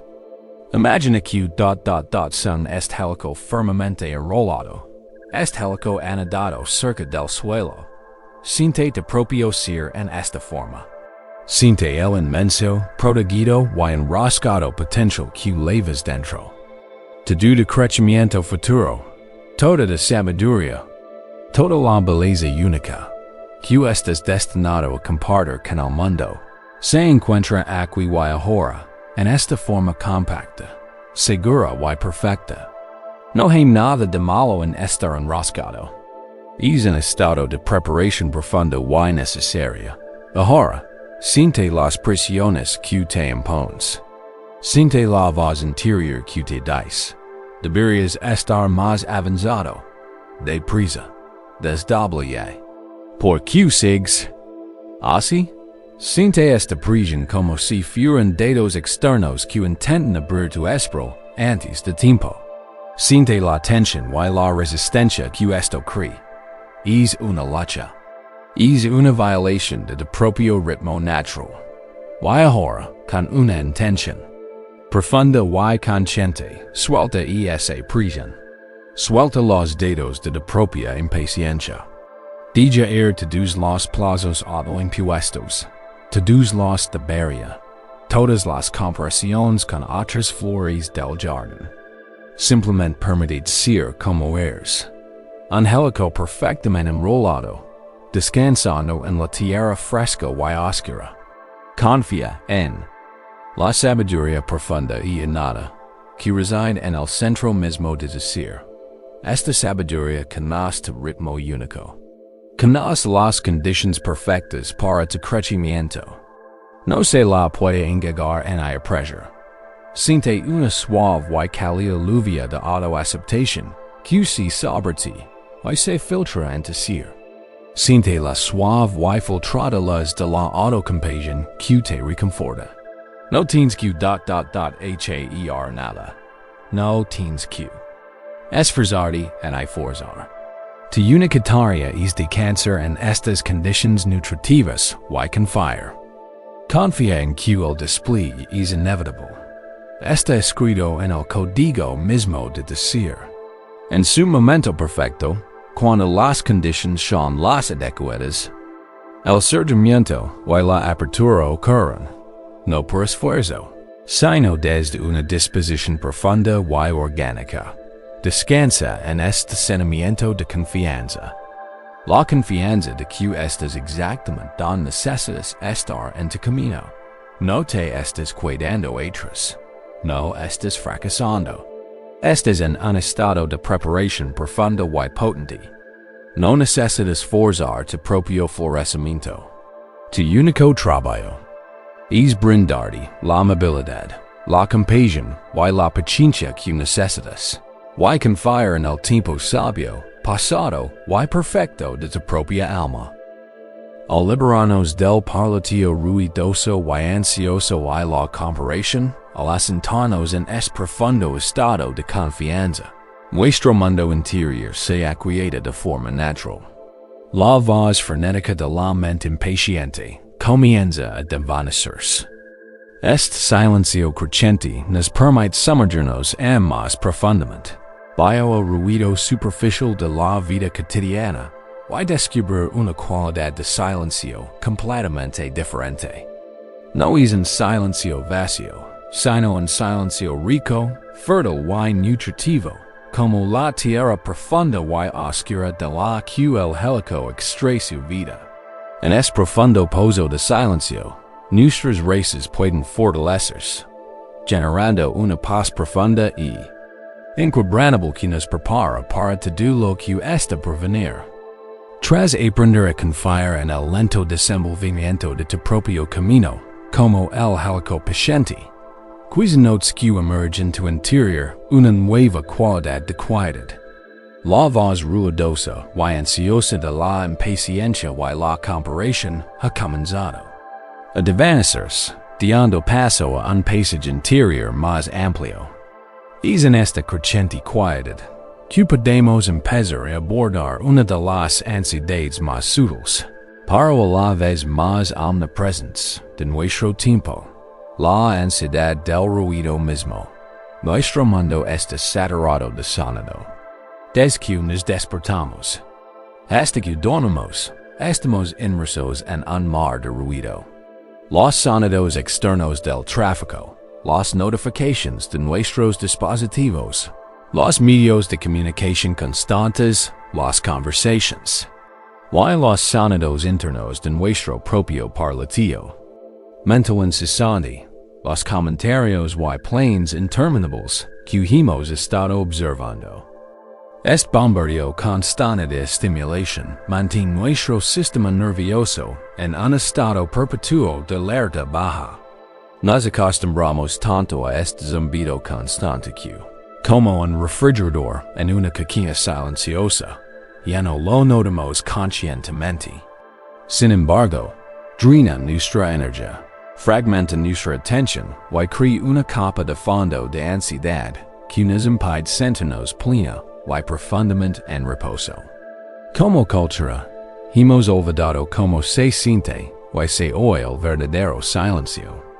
Hemos confundido la mera ausencia de ruidos fuertes con la presencia de un silencio profundo. Las tradiciones de sabiduría enseñan que el silencio no es simplemente una ausencia, no es un vacío. Es cierto que el silencio profundo es una presencia profunda. Es la base misma del ser. El lienzo sobre el que se plasman todos los sonidos y pensamientos. Si tu conciencia es el cielo, como exploramos antes, entonces el silencio profundo es la esencia misma de este cielo.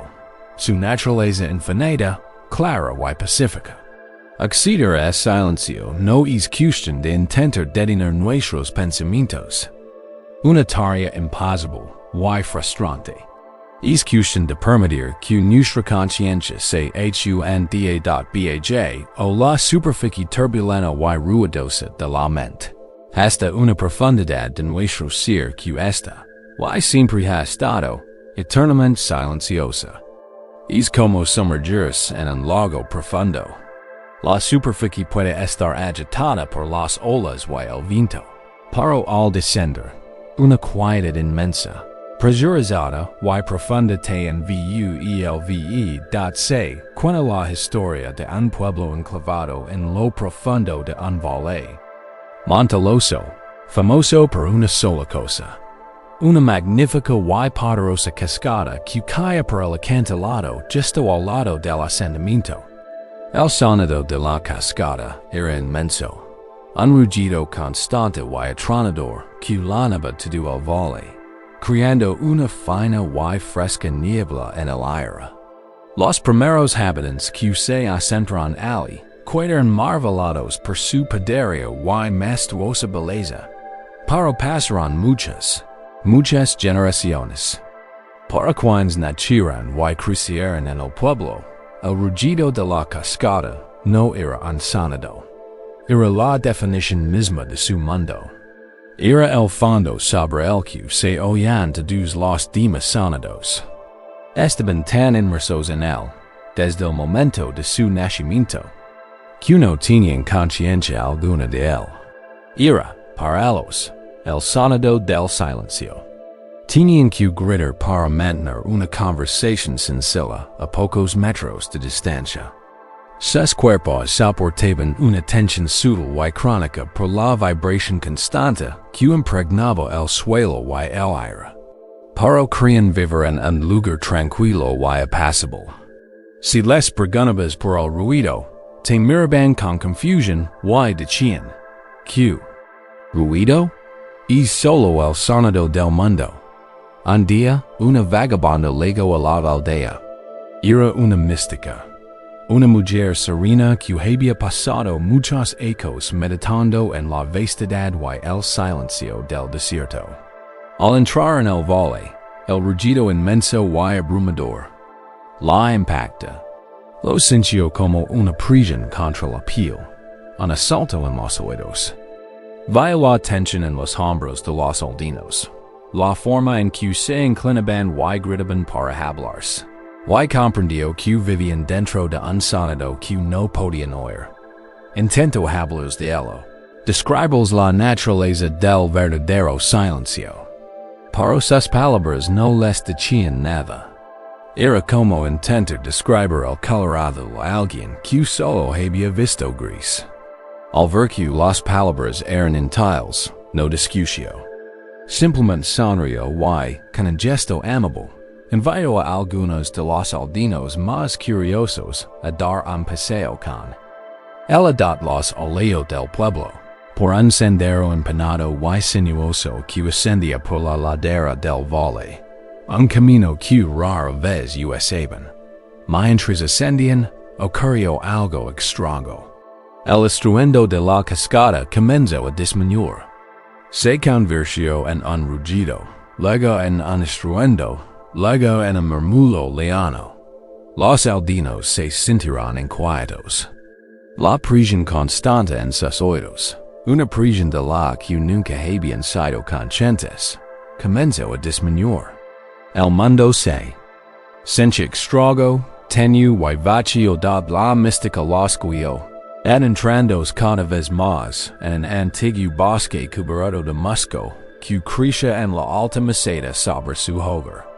Finalmente, los condujo a un pequeño claro bagado por el sol, a kilómetros de la cascada.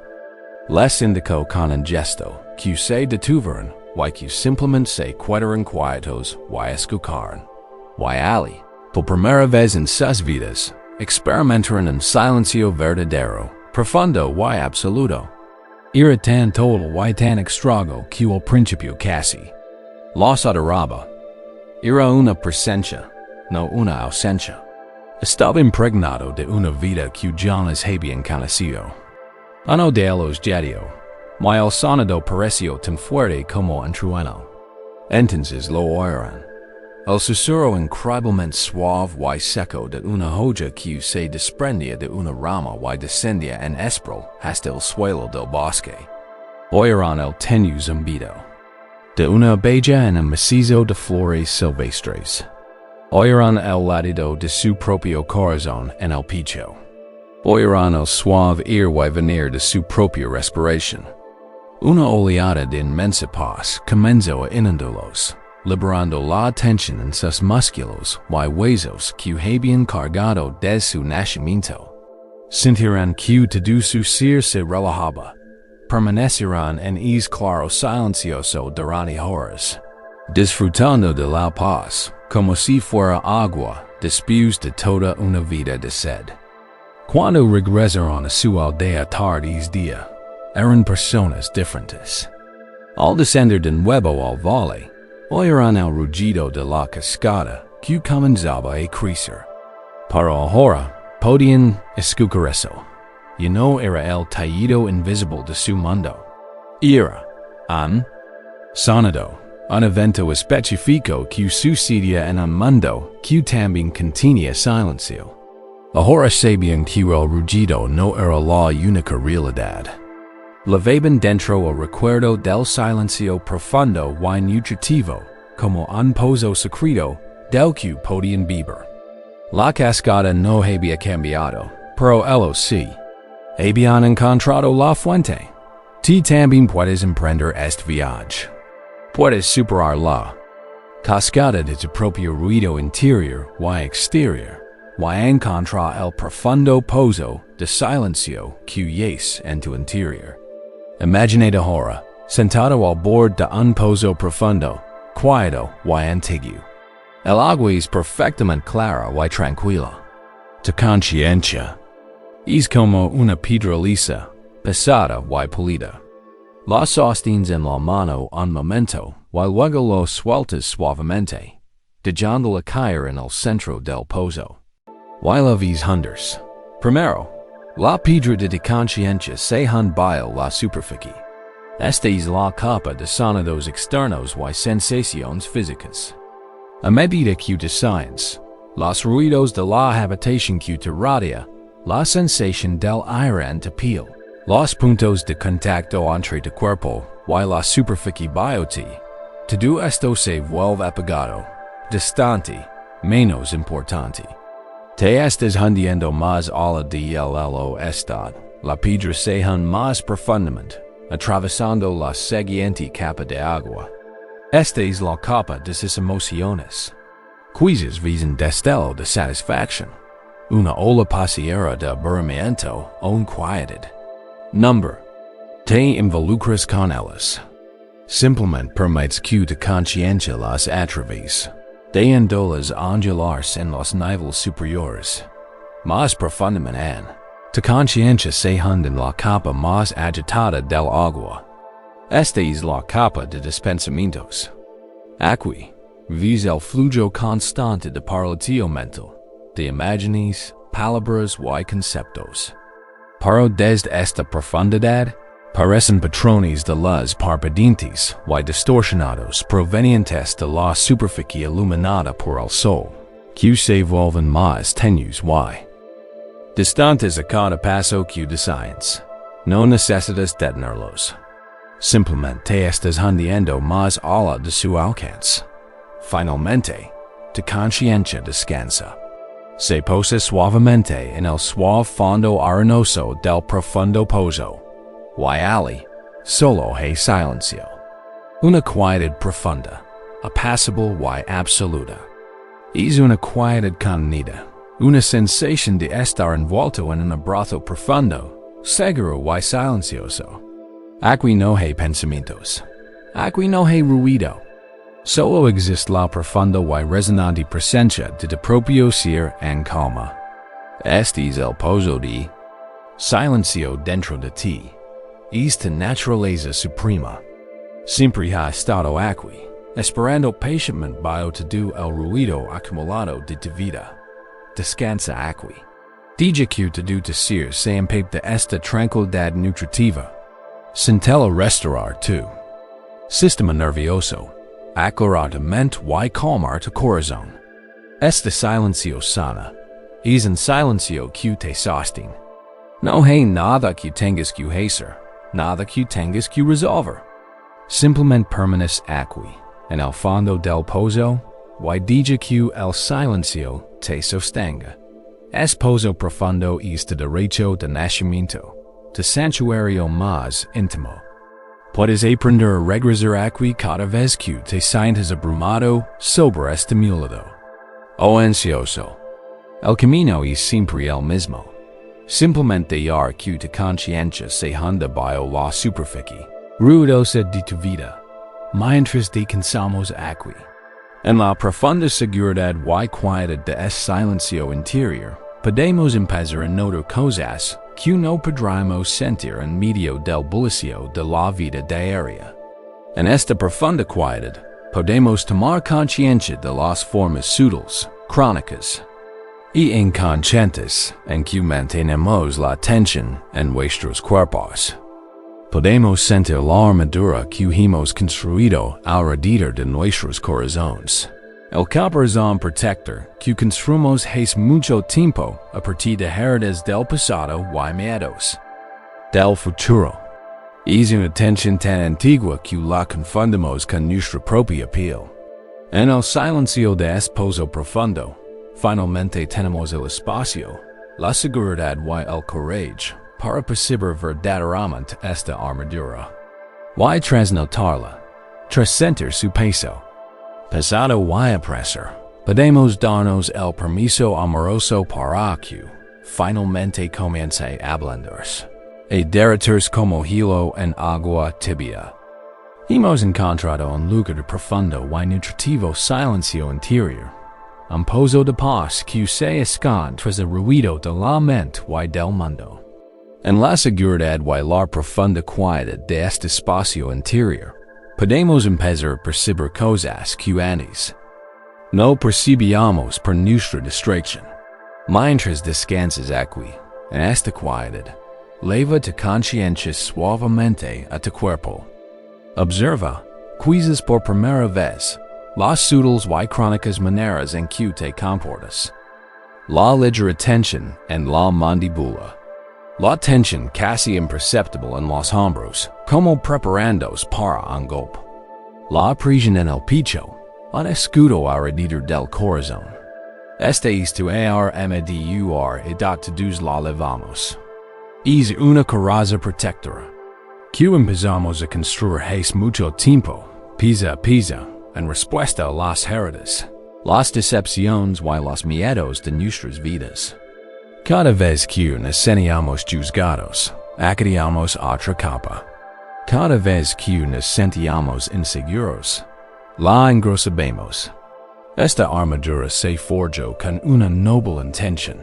Protegó las partes sensibles, tiernas y vulnerables de nuestro ser de más. Dolor, y por un tiempo puede que nos haya servido. Para la armadura que se use demasiado tiempo, empieza a presentar sus propios problemas. Es pesada. Cargarla día tras día es completamente agotador, drenando una enorme cantidad de nuestra fuerza vital en un apretamiento constante y de bajo nivel. Es rígida. Restringe nuestro movimiento, impidiéndonos bailar con la vida, ser flexibles y fluidos en nuestras respuestas. Y lo más trágico nos es la. Si bien puede mantener aliado el dolor, también impide que entre en el amor, la alegría, y la verdadera conexión. Nos insensibiliza al mundo y a nosotros mismos. La seguridad que brinda es la seguridad sin vida de una fortaleza, no la seguridad vibrante de un hogar amoroso. La ansiedad de levar esta armadura es el profundo agotamiento que produce estar perpetuamente en guerra, perpetuamente en guardia, incluso cuando no hay una amenaza inmediata. El camino al alivio no consiste en intentar arrancar esta armadura a la fuerza, pues eso resultaría aterrador y violento para el ser vulnerable que protege. El camino es el de un ablandamiento suave y valiente.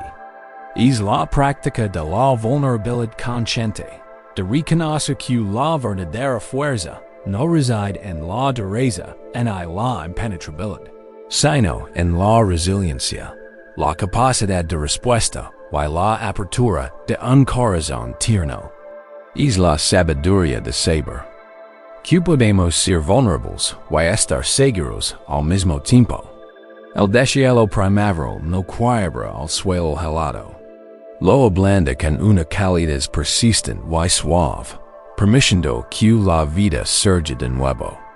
Debemos aprender a convertirnos en nuestro propio deshielo prima verdad. Se cuenta la historia de un gran guerrero samurai, el más grande de su época, llamado Kenshin. Su habilidad con la espada era legendaria, pero era más famoso por su armadura. Era una obra maestra del arte armero, forjada con un acero especial, tan resistente que ninguna espada podía atravesarlo, ni ninguna flecha podía atravesar sus intrincadas placas. Cuando Kenshin entraba en batalla, era una fortaleza impenetrable de acero negro, la personificación viviente de la invencibilidad. Y salía victorioso en cada batalla. Sin embargo, en bravado, Kenshin no estaba en paz. La armadura era inmensamente pesada. Lavarla era una carga abrumadora. Era rígida y opresiva, y lo que estaba respirando y profundo dentro de ella. Sus movimientos, aunque poderosos, eran rígidos y limitados. Estaba a salvo de sus enemigos, pero también era prisionero de su propia protección. Además, sus enemigos, sabiendo que no podían perforar su armadura, comenzaron a usar tácticas diferentes. Lo cansaban, usando su velocidad y agilidad para agotarlo, sabiendo que el peso de su armadura acabaría siendo su perdición. Un día, tras una batalla particularmente agonizadora que había ganado gracias a su gran resistencia, Kenshin vaya a visitar un solitario maestro zen que vivía en las montañas, un hombre conocido no por su destreza en la guerra, sino por su habilidad para vivir.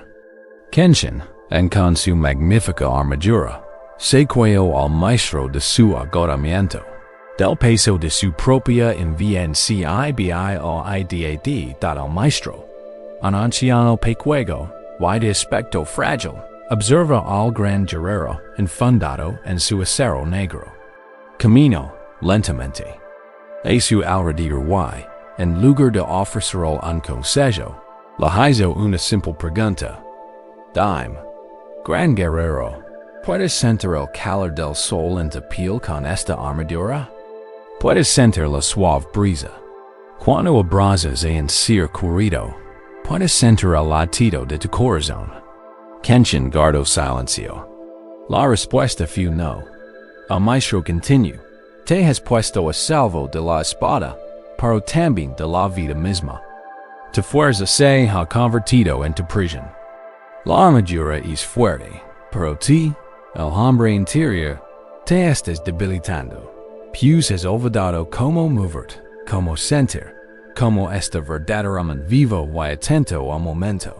El maestro entonces hizo una sugerencia radical. La próxima vez que vayas a la batalla, deja la armadura aquí. Ve solo con tus sencillas vestiduras. No confíes en la fuerza de tu acero, sino en la fuerza de tu conciencia. Confía en tu capacidad de percibir los cambios en el aire, de percibir la intención de tu oponente, de mover con la fluidez del agua en lugar de la rigidez de la roca. Tu verdadera armadura es una mente plenamente presente. Y esa es una armadura que ninguna espada podrá jamás perforar. Kenshin estaba aterrorizado. Abandonar su armadura se sentía como un suicidio. Era su identidad, su única fuente conocida de seguridad. Para las palabras del maestro tenían una profunda resonancia de verdad. Pasó una semana en las montañas, meditando sobre esta enseñanza. Practicó moverse sin el peso de su armadura, sintiendo el aire, percibiendo su propia respiración, sintiendo una ligereza y una libertad que no había conocido desde niño. Llegó el momento de su siguiente batalla. Sus soldados quedaron adheridos cuando salió de su tienda vestido solo con su sencilla túnica de algodón y portando solo su espada. Parecía completamente vulnerable. Pero al comenzar la batalla, ocurrió algo extraordinario. Sin el peso y la rigidez de su armadura, Kenshin era más rápido, más fluido, más vivo que nunca. Podía percibir los movimientos de sus oponentes antes de que los realizaran. Podía moverse como el viento. Su cuerpo y su espada eran una extensión perfecta de su mente tranquila y concentrada. Ya no era una fortaleza, esperando un ataque. Era como el agua fluyendo alrededor de cada obstáculo. Su presencia tan total y tan consciente que nadie podía asestar un golpe. Era más invencible sin su armadura de lo que nunca lo había sido con ella. Había descubierto que la verdadera seguridad no proviene de una capa exterior de dureza, sino de un núcleo interior de presencia suave. Receptiva y total. Nosotros también podemos aprender a deshacernos de nuestra pesada armadura. Podemos aprender. Que es seguro sentir, seguro ser blando, seguro ser vulnerable. Imagina tu propia armadura interior ahora. No está hecha de acero, sino de tensión muscular crónica. Deja que tu conciencia recorra tu cuerpo, y no de donde la llevas más apretada. Dirige tu atención a tu mandíbula. Sientes una sutil y habitual tensión, una represión de palabras no dichas. Esta es una pieza de tu armadura. Dirige tu atención a tu garganta. Sientes una tensión ali, una constricción que dificulta tragar. Esta es una pieza de tu armadura. Deja que tu atención se centra en tus hombros. Los sientes elevados, tensos, tirando hacia tus orejas como preparándose para un golpe. Esta es una pieza pesada de tu armadura, tus hombreras. Ahora, dirige tu atención al centro de tu corazón, a tu pecho. Puedes sentir un escudo ali, una sutil pair de tensión que protege de tierno corazón del dolor. Esta es la coraza de tu armadura no necesitas luchar contra esta armadura. No necesitas arrancártela. Simplemente aprenderemos a crear las conditions para que se hablan y se derrida por sí sola. Imagina ahora un suave y cálido sol primaveral. Siente su calor en tu piel.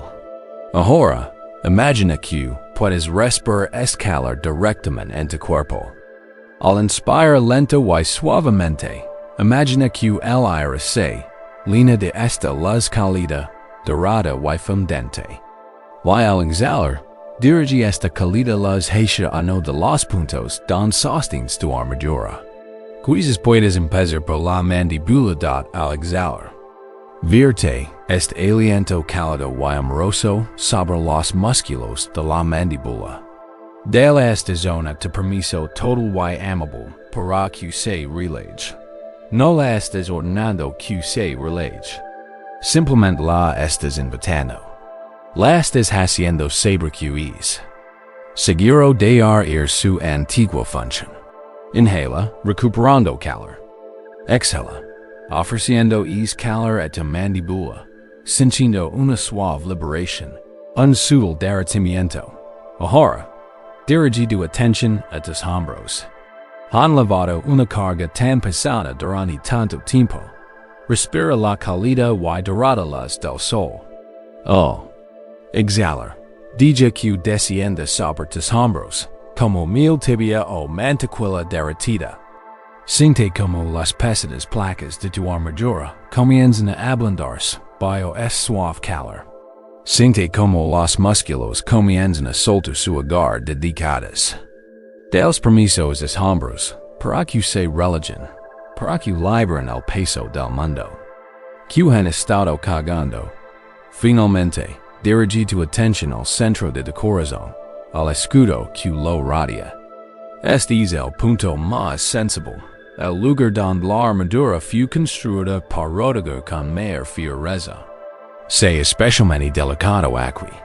Inhala ese calida las dorada y acogedora, recogiéndola en tus pulmones. Y al exhalar, imagina que esta las irradia de dentro hacia fuera, llenando toda tu cavidad torácica con una calidez suave e incondicional. Diga que esta calidez se filtra en el escudo que radia tu corazón. Siente como las durezas comienzan a suavizarse. Siente como el hilo comienza a descongelarse. No estás intentando exponer tu corazón al peligro. Simplemente le estás haciendo saber que seguro volver a sentir aquí mismo en este espacio protegido.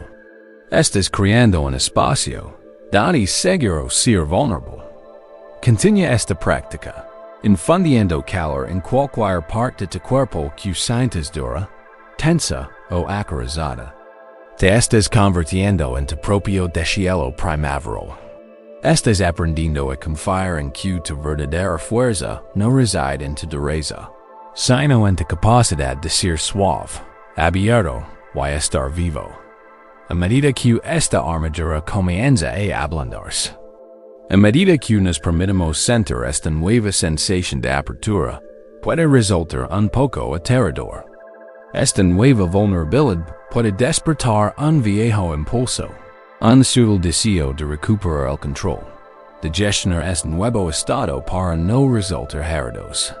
Podemos notar que una parte de nuestra mente desea crear estrategias, planificar, controlar. Los resultados de nuestro corazón recién ablandado. Este afán de control es simplemente una forma más sutil y sofisticada de armadura. Por eso, ahora debemos aprender a liberar esta última y más sutil defensa. Debemos aprender a descansar. En nuestra apertura de corazón, sin intentar controlar lo que sucederá después. Debemos aprender la sabiduría de la luna en el agua. A medida que la armadura interior se suaviza y comenzamos a habitar un estado más abierto y vulnerable, entramos en una nueva relación con el mundo. Hay una sensibilidad renovada, una frescura en nuestra experiencia. Pero con esta apertura, puede surgir un miedo sutil, y con ese miedo, un poderoso impulso. Es el impulso de controlar. Al soltar nuestra dura coraza exterior, nuestra mente puede apresurarse a crear un nuevo tipo de protección, la protección de la planificación meticulosa, de intentar gestionar cada resultado, de intentar controlar el futuro para que nuestro corazón recién ablandado no sea herido. Esta ansiedad por el control es agotadora. Es el estado mental de intentar constantemente aferrarse a cosas que son, por su propia naturaleza, tan fluidas y inaccesibles como el agua. Intentemos controlar la percepción que los demás tienen de nosotros.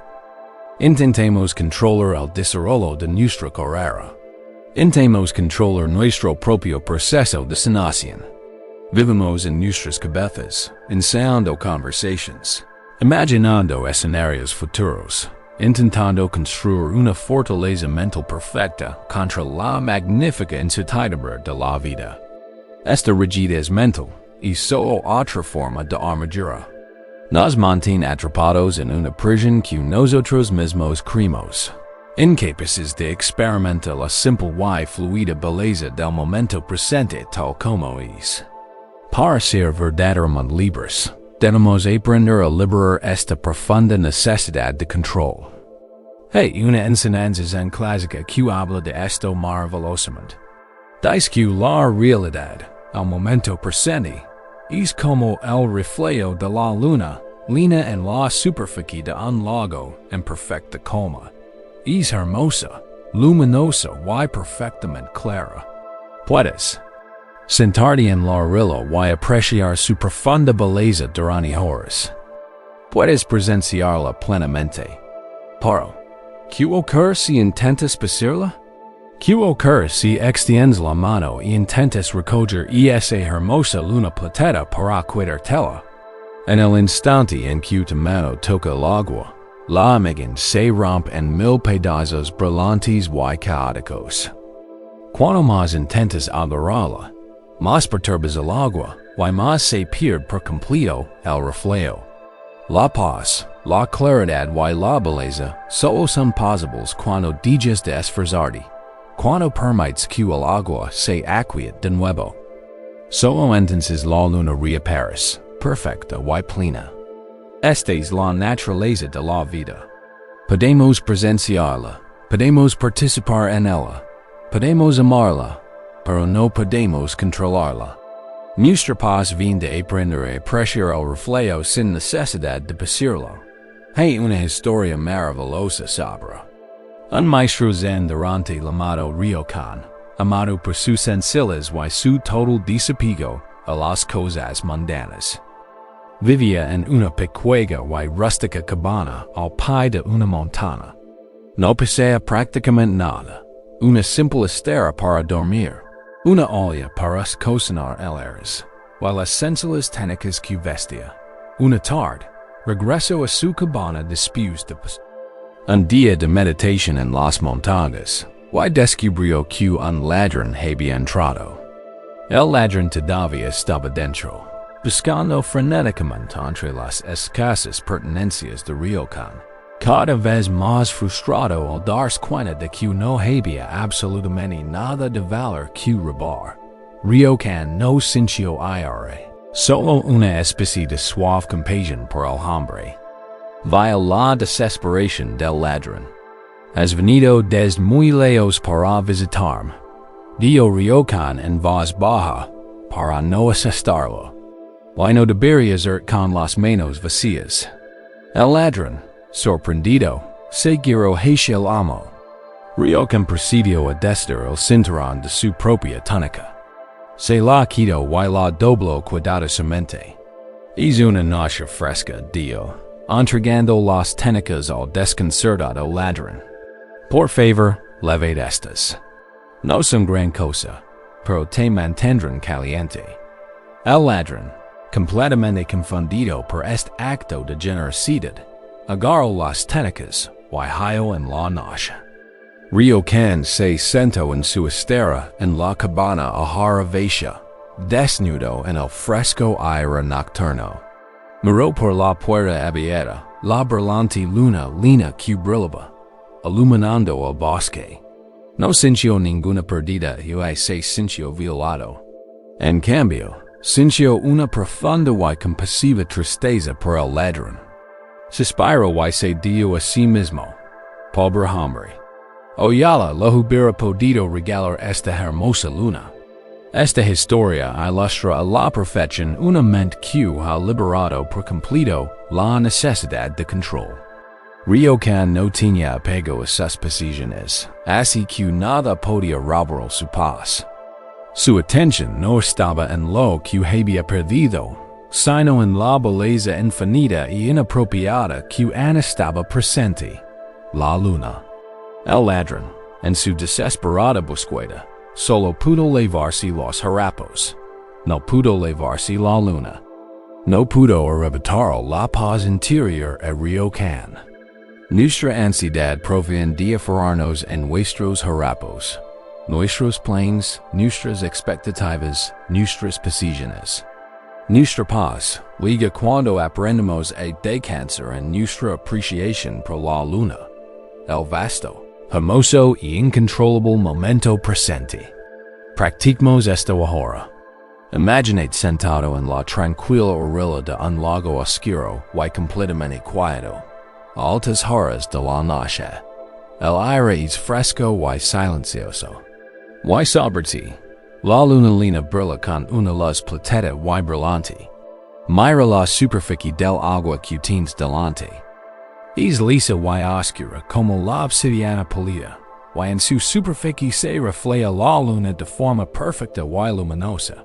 Es tan clara, tan real, que parece que hay dos lunas, una en el cielo y otra en el agua. Posa la mirada en la luna en el agua. Aprecia su belleza, su silenciosa y resplandeciente perfección. Ahora, Recuerda algo en tu vida que estés intentando controlar. Puede ser un resultado específico en el trabajo, una dinámica en tu relación, tu propio proceso de sanación o tus planes para el futuro. Visualiza esta situación como este hermoso reflejo de la luna en el agua. Es un deseo, una imagen de cómo quieres que son las cosas. Observa la sensación en tu cuerpo que acompaña al. Es una especie de fermiento, una energía que te impulsa hacia adelante, una tensión. Es la energía de mano extendiéndose para sacar la luna del agua. Ahora, mentalmente, observa lo que sucede al hacerlo. Visualiza la mano sumergiéndose en el agua. El reflejo perfecto se rompe al instante en un caos de luz brillante. La paz se desvanece. La claridad se desvanece. Esto es lo que ocurre en nuestras mentes cuando nos aferramos a nuestros resultados deseados. Creamos confusión. Ahora, saca la mano del agua. Retira tu energía. Siente quieto en la realidad nueva. Y observa. A medida que cesa tu esfuerzo, el agua, lento y naturalmente, comienza a asentarse. Las ondas se suavizan. El frenético brillo se desvanece. Y gradualmente, el reflejo perfecto, completo y luminoso de la luna reaparece, tal como era antes. Regresa no porque lo hayas decidido, sino porque permitís las condiciones para su aparición. La quietud, que esta sí de práctica. Siéntate. Aquí, en la realidad de tu mente, y simplemente observa los reflejos. Cuando surge una preocupación por el futuro, obsérvala como un reflejo en el agua. Reconoce su presencia. Podrás decirlo, sí, la luna de mi futuro financiero. Observala, pero no intentes aferrarla. Déjala ser. Cuando surge el deseo de un resultado particular en una relación, observalo como otro reflejo. La luna de ser comprendido y amado.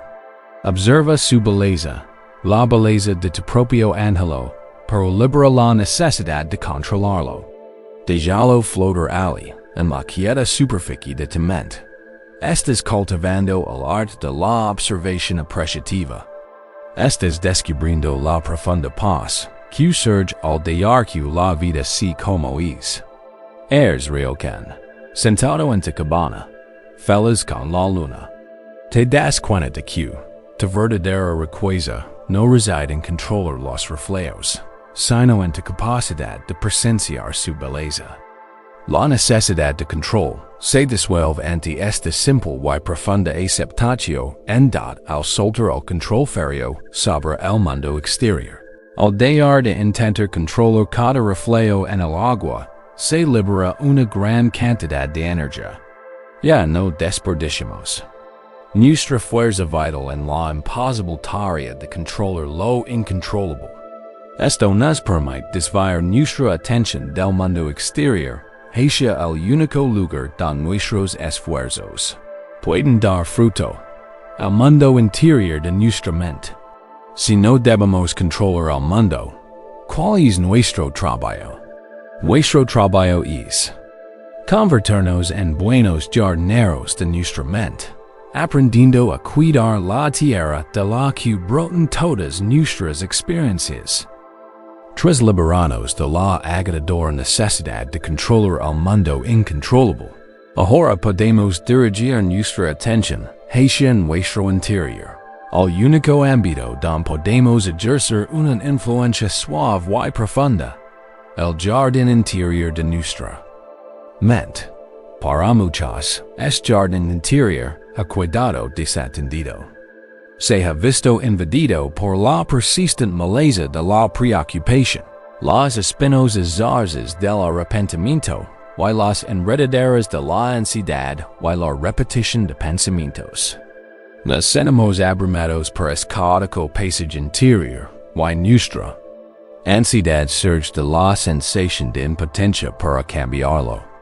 O bien nos resignamos a vivir en la maleza. O bien intentemos atacar la maleza con ira y frustración. Una batalla agotadora que solo parece propagar aún más sus semillas. Pero hey, una manera más sabia, más amable. Las enseñanzas budistas ofrecen una metáfora hermosa y empoderadora. Verte tú mismo como el jardinero de tu propia mente. Un buen jardinero no odia la maleza. Entiende que es una parte natural y inevitable del jardín. Simplemente sabe que, si se deja descuidada, agarra las plantas más delicadas y hermosas que desea cultivar. El trabajo de un jardinero no es una lucha frenética y furiosa, sino un cuidado paciente, constante y consciente. La idea central es esta: aquello a lo que prestas atención, crece. Lo que riegas prospera. Si dedicas toda tu energía a la maleza, analizando, cuidando de ella, compassionándola, en cierto modo, la estás regando con tu atención. El camino hacia un hermoso jardín interior no es centrarse en erradicar la maleza, sino en cultivar activa y amorosamente las flores que deseas ver florecer. Imagina a un monje anciano, y sabio que vive en un pequeño monasterio con un hermoso y apacible jardín. La gente acude de todas partes para preguntar el secreto de su inquebrantable alegría y su profunda calma.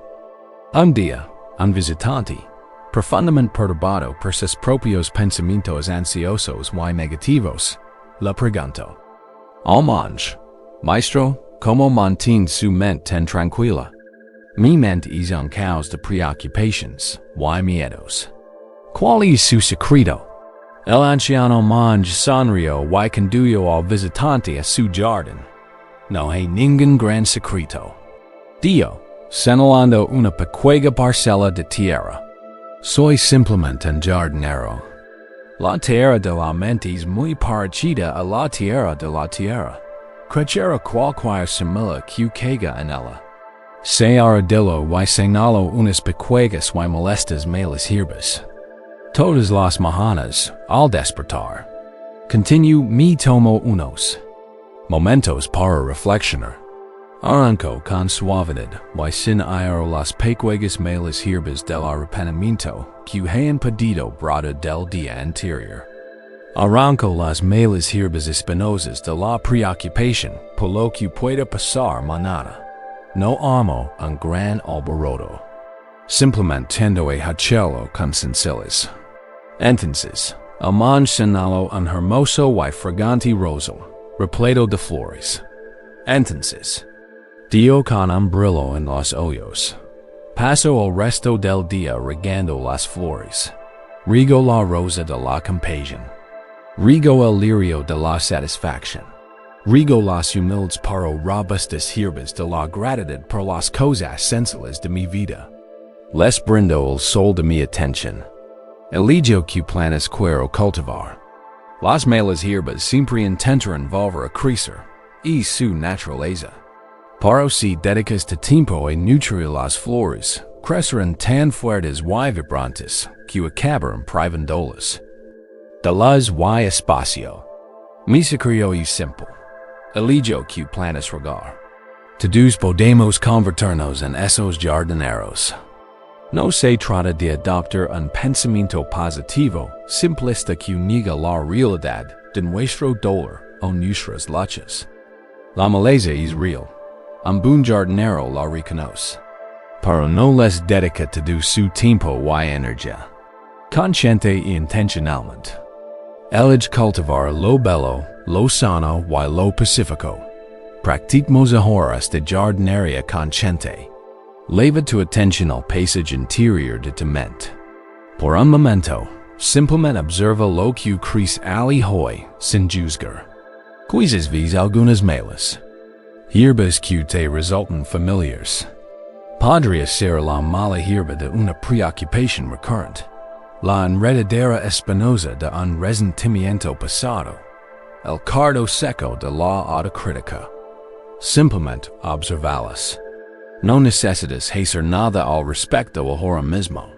Simplemente estás evoluendo. Tu jardín, como lo haría cualquier buen jardinero.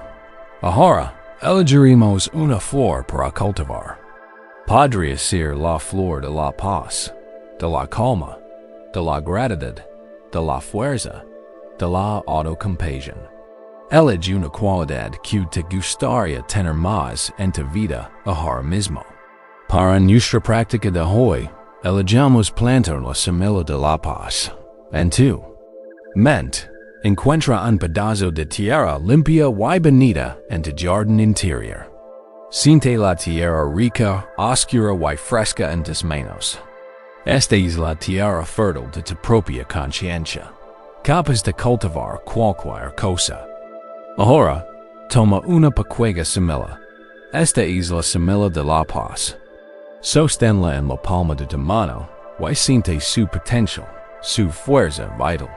Con una intención clara y suave, plántala en la tierra de tu mente.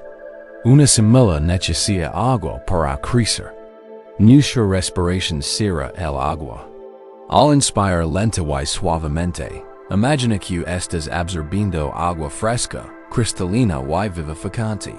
Y al exhalar, imagina que estás regando suavemente esta pequeña semilla de paz que acabas de plantar. Con cada respiración, la nutres. Inhalando, recoges el agua de la vida.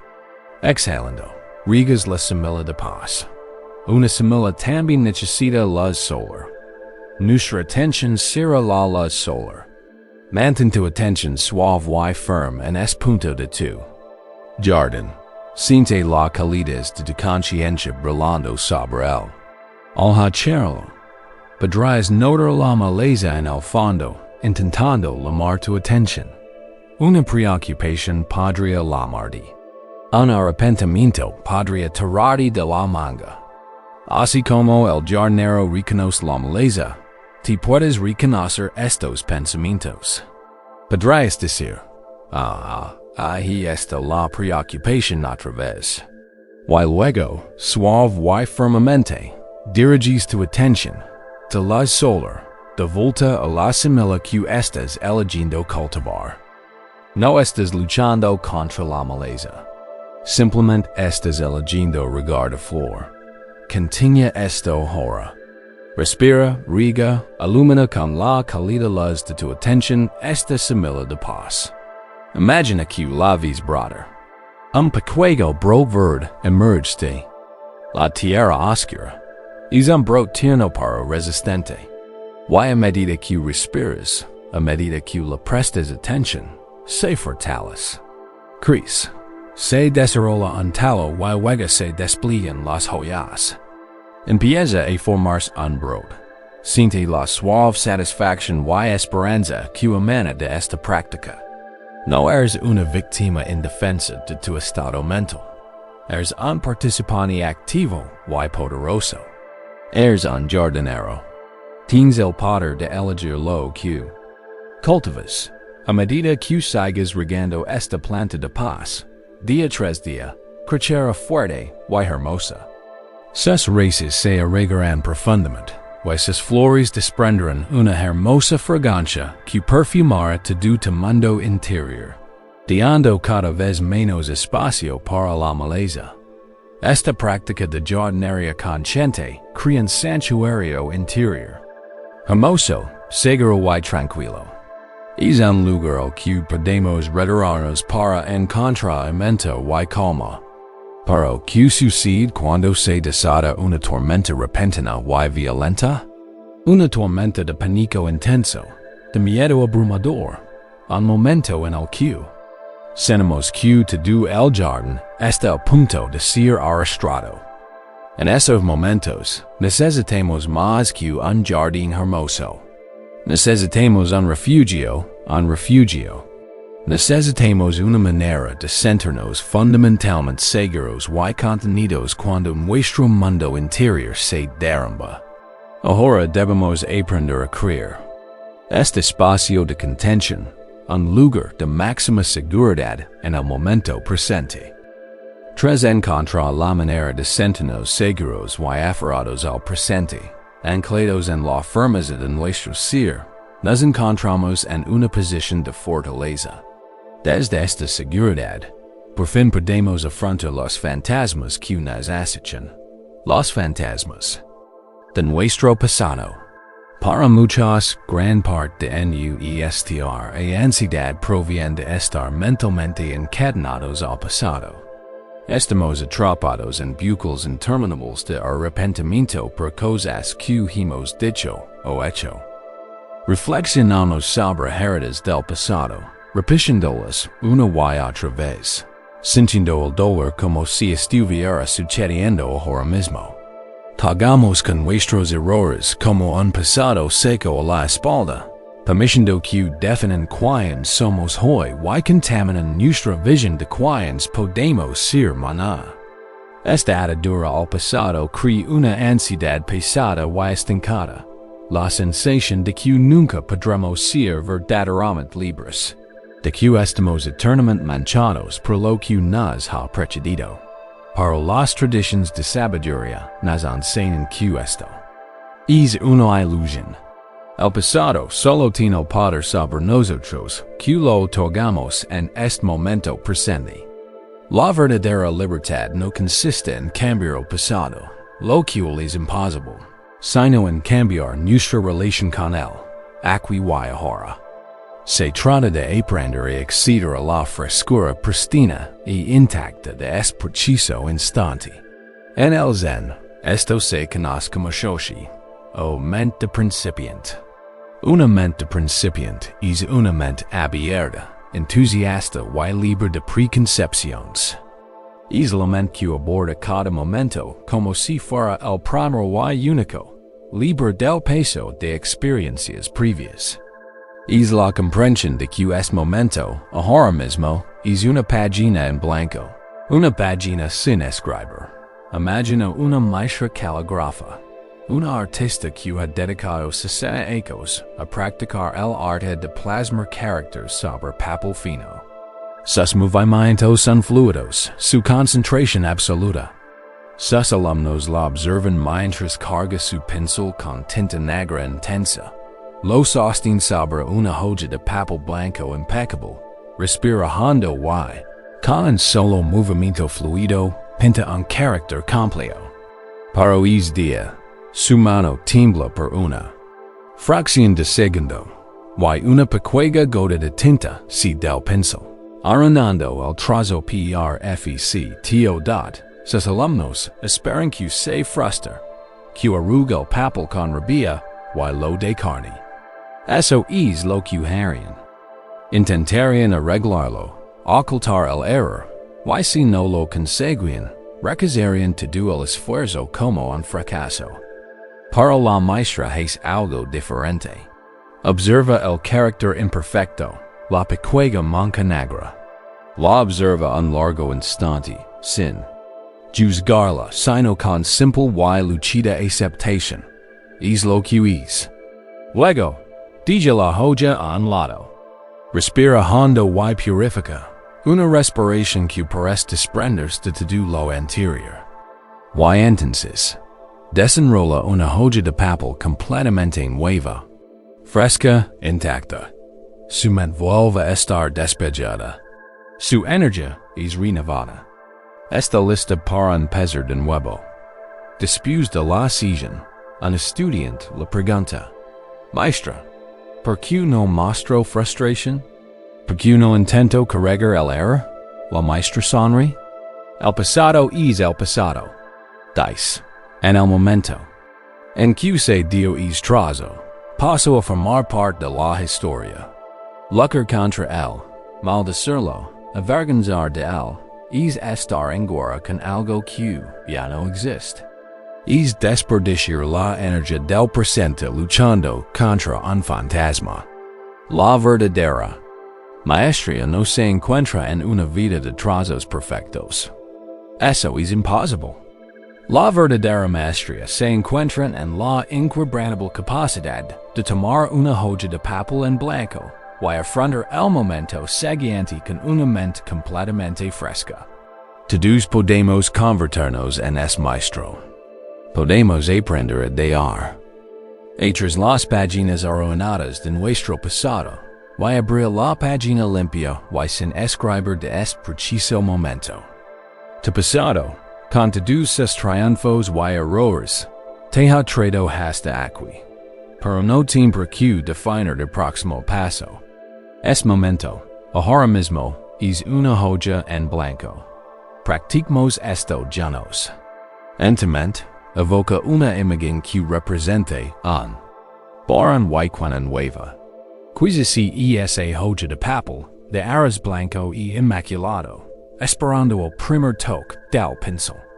O quizá si en vasto campo virgen de nieve recién queda al amanecer, sin una sola huella, brillando bajo un cielo azul.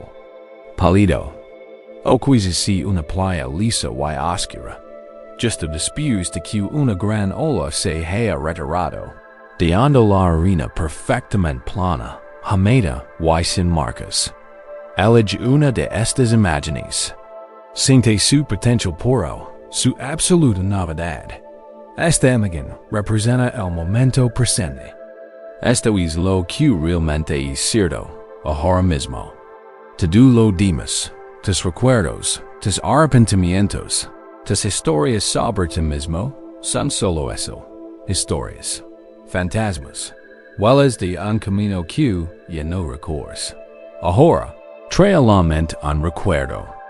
De tu pasado que hayas estado cargando, un era o una herida que te atrapa.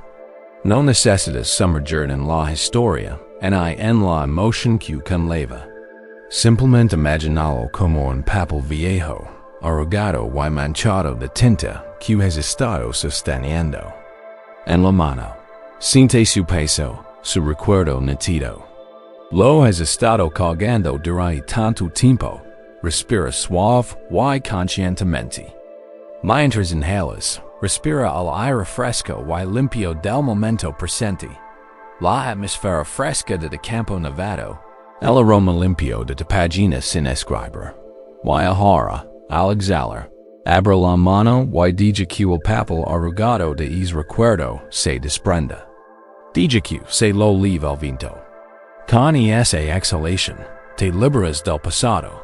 No niegues que haya sucedido. Simplemente eliges dejar desarrastrarlo a este nuevo y fresco momento. Hagámoslo de nuevo, inspirando el potencial limpio y fresco de este momento.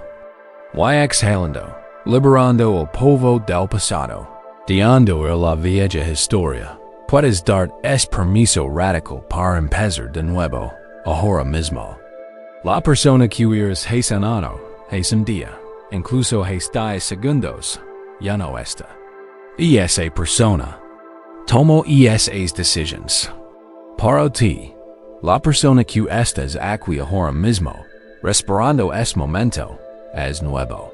Te beneficias de todas las lecciones que has aprendido. Ahora eres más sabio. Tienes la libertad de tomar una nueva decisión en este momento. Descansa en esta sensación de novedad, de barren y cuana nueva. Contempla el vasto intacto campo de nieve que tienes ante ti. Esta es tu vida, ahora mismo. Puedes elegir donde dar la siguiente vuela. No tienes que estar en la misma dirección que las antiguas. Puedes girar, puedes caminar hacia el sol. Puedes quedarte quieto y simplemente apreciar la belleza de la extensión intacta. La decisión es tuya, y es una decisión que solo está disponible ahora mismo. Cuando realmente habitas la frescura del presente, cuando te das cuenta de que no estás atado a las mancas del pasado, se te quita un gran peso de encima. El futuro, que antes parecía una consecuencia directa y inevitable de tu pasado, ahora se abre un campo de infinitas posibilidades. Tras encontrar seguridad en el presente y liberarnos de las ataduras del pasado, nuestra mente está más clara y espaciosa. Con esta nueva claridad, Podemos empezar a percibir las sutiles maneras en que operan la ansiedad y la preocupación. Podemos empezar a notar cómo un solo pensamiento angustioso, si no se controla, puede crear una multitud de ecos que amplifican nuestro miedo, convirtiendo un valle tranquilo en una cacofonía aterradora. Ahora podemos aprender a observar este proceso y al observarlo, liberarnos de él. Ahora podemos aprender la sabiduría del eco en el valle. Has encontrado un lugar seguro en el presente, una vez salida bio después. Te has dado permiso para soltar el pasado seco del pasado, permitiendo permanecer aquí ahora, en la página no escrita de este momento, con una nueva sensación de libertad y ligereza. En este espacio despejado y abierto, podemos observar uno de los hábitos más sutiles y poderosos de la mente para generar ansiedad, el eco de la preocupación. A menudo, nuestra ansiedad no se percibe como un solo evento, sino como una tormenta abrumadora, una cacofonía de voces temerosas que gritan a la vez. Nos sentimos asediados, rodeados de amenazas. Esta experiencia es lo que llamamos pensamiento catastrófico o espero. Es el proceso por el que una pequeña semilla de preocupación, al plantarse en la mente, se multiplica por cien, creando un paisaje interno aterrador. Para las tradiciones de sabiduría nos enseñan que esta abrumadora cacofonía a menudo es solo una ilusión, un truco auditivo de la mente. No son cien voces diferentes gritando. Es una pequeña voz, cuyo único grito se repite una y otra vez contra los muros de nuestro propio miedo. Para encontrar la paz, no necesitamos derrotar a cien enemigos fantasmas. Solo necesitamos comprender la naturaleza del valle y el poder del sonido original. Imagina que estás en un vasto y silencioso valle montañoso. El aire está quieto. Las grandes paredes rocosas son antiguas y silenciosas. El espacio es inmenso y apacible. Este valle es de mente en su estado natural, silenciosa, espaciosa y tranquila.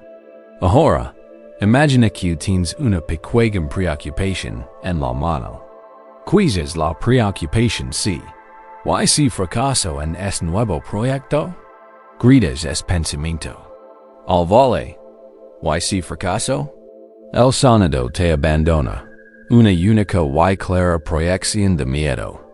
Vaya por el espacio vacío y choca contra la pared más alejada del valle. Desde esa pared, un eco regresa, ligeramente distorsionado. Folia. Folia.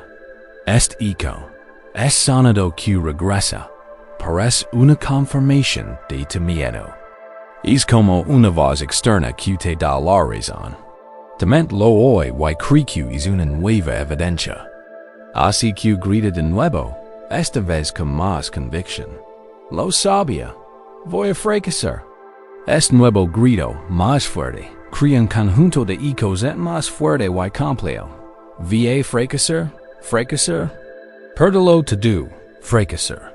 Los ecos rebotan entre las paredes, superponiéndose, creando un rugido caótico y abrumador de negatividad. En cuestión de instantes, el valle apacible y silencioso se transforma en una aterradora cámara de perdición, llena de los ecos de tu propio y único grito de miedo original.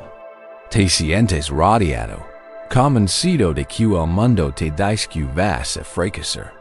Para el mundo, el valle solo te ha devuelto lo que le diste. La espiral de ansiedad es esta cámara de eco. Hay una historia sencilla y hermosa de un niño que caminaba con su madre por las montañas. Nunca había estado en un valle como este. Tropezó con una roca y frustrado gritó, "Te odio". Para su asombro y terror, Oyo una voz que la respondía desde el otro lado del valle. Te odio. Estaba aterrorizado. Corrió hacia su madre, llorando. While canto que había un niño malvado en el valle que le gritaba cosas. Odio esa edad su madre. Que comprendía la naturaleza del valle. Sonrió.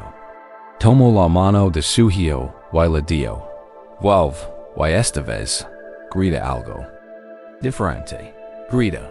Te amo, y verás que pasa. El niño dudó, pero confió en su madre. Regresó al borde del valle. Respiró hondo y gritó con todas sus fuerzas. Te amo. Inmediatamente, la voz regresó desde el otro lado del valle, pero esta vez era una voz cálida y acogedora, que gritaba, Te amo, te amo. El rostro del niño se iluminó con una amplia sonrisa. Su madre se acercó, se paró a su lado y le dijo, ¿Lo ves? El valle es un espejo de tu propia voz. Solo te devuelve lo que pasas en él. Así es la vida. Podemos aprender a ser tan sabios como esta madre en relación con nuestras propias mentes. Podemos aprender a reconocer la diferencia entre nuestro grito original y los ecos que cree. Podemos aprender a dejar de gritar cosas aterradoras al valle de nuestra mente y, en cambio, ofrecer un sonido diferente. Practicemos esto ahora. Recuerda, una preocupación actual que te ha estado atormentando. Una preocupación que ha estado creciendo y te ha generado esa sensación de agobio. Quizás sea una preocupación por la salud, las finanzas, una relación o el estado del mundo. Siente la ansiedad caótica y familiar que esta espero cree. Ahora, nos convertimos en investigadores silenciosos de esta ansiedad. Rastreamos los ecos hasta su origen. Como al salir del valle ruidoso, diga que tu conciencia se pregunta suavemente, ¿cuál fue el primer grito? ¿Cuál fue el pensamiento inicial y singular que inició esta cascada? Despeja las culpas del pensamiento catastrófico. Por ejemplo, si el sentimiento abrumador es mi vida se está desmoronando, tal vez el eco anterior fue, nunca me recuperar de este Reeves. Y el anterior. Este Reeves es un desastre. Y el anterior. No. Puedo creer que esto haya pasado. Y el anterior, el primer grito, pequeño y original, podría haber sido un pensamiento simple y vulnerable como tengo miedo. Oh, y si no soy lo suficientemente fuerte.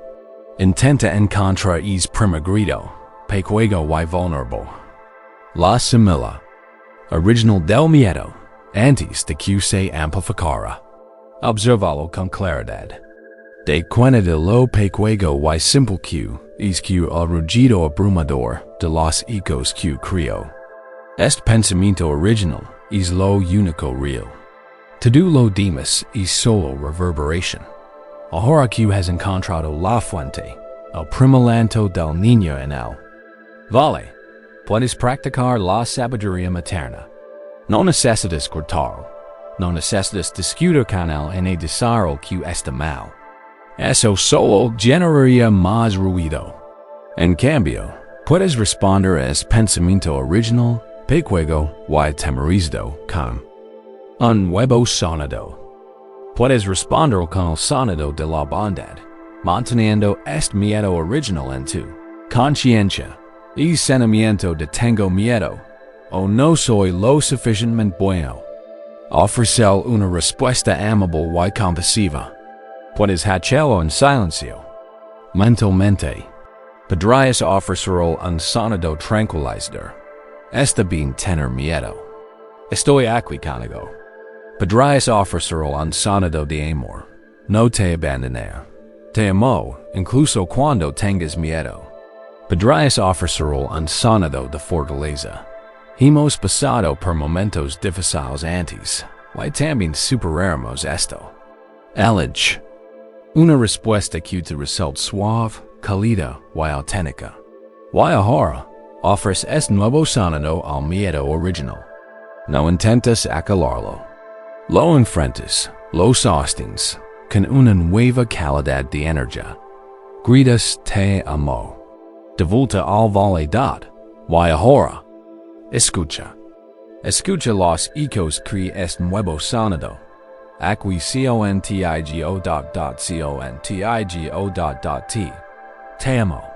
Te amo. Superar esto. Superar esto. Sin que como estos nuevos ecos empiezan a sobrescribir los antiguos. Siente como la cualidad del vale empieza a cambiar. La cacofonía frenética y temerosa empieza a quitarse. Reemplazada por una suave y tranquilizadora resonancia de autocompasión y seguridad. El vale de tu mente empieza a regresar a su estado natural de paz. Tienes el poder de cambiar el paisaje sonoro de tu propia mente. No tienes que vivir en la cámara de resonancia de tu propio miedo. Al aprender a identificar el primer grito de preocupación y elegir afrontarlo con amabilidad en lugar de con más miedo, puedes desmantelar sistemáticamente toda la estructura de tus espirals de ansiedad. A medida que aprendemos a calar estos ecos de preocupación, podemos darnos cuenta de un patrón más profundo. A menudo, el primer grito al vale es producto de nuestro propio perfeccionismo interior. El miedo a no ser lo suficientemente bueno, a cometer un error, a no alcanzar un estándar imposible. Esta es la raíz de gran parte de nuestra ansiedad. Para encontrar una paz más profunda, debemos abordar esta raíz del problema. Debemos aprender a soltar el puño cerrado del perfeccionismo y abrir la mano a la belleza imperfecta de la vida tal como es.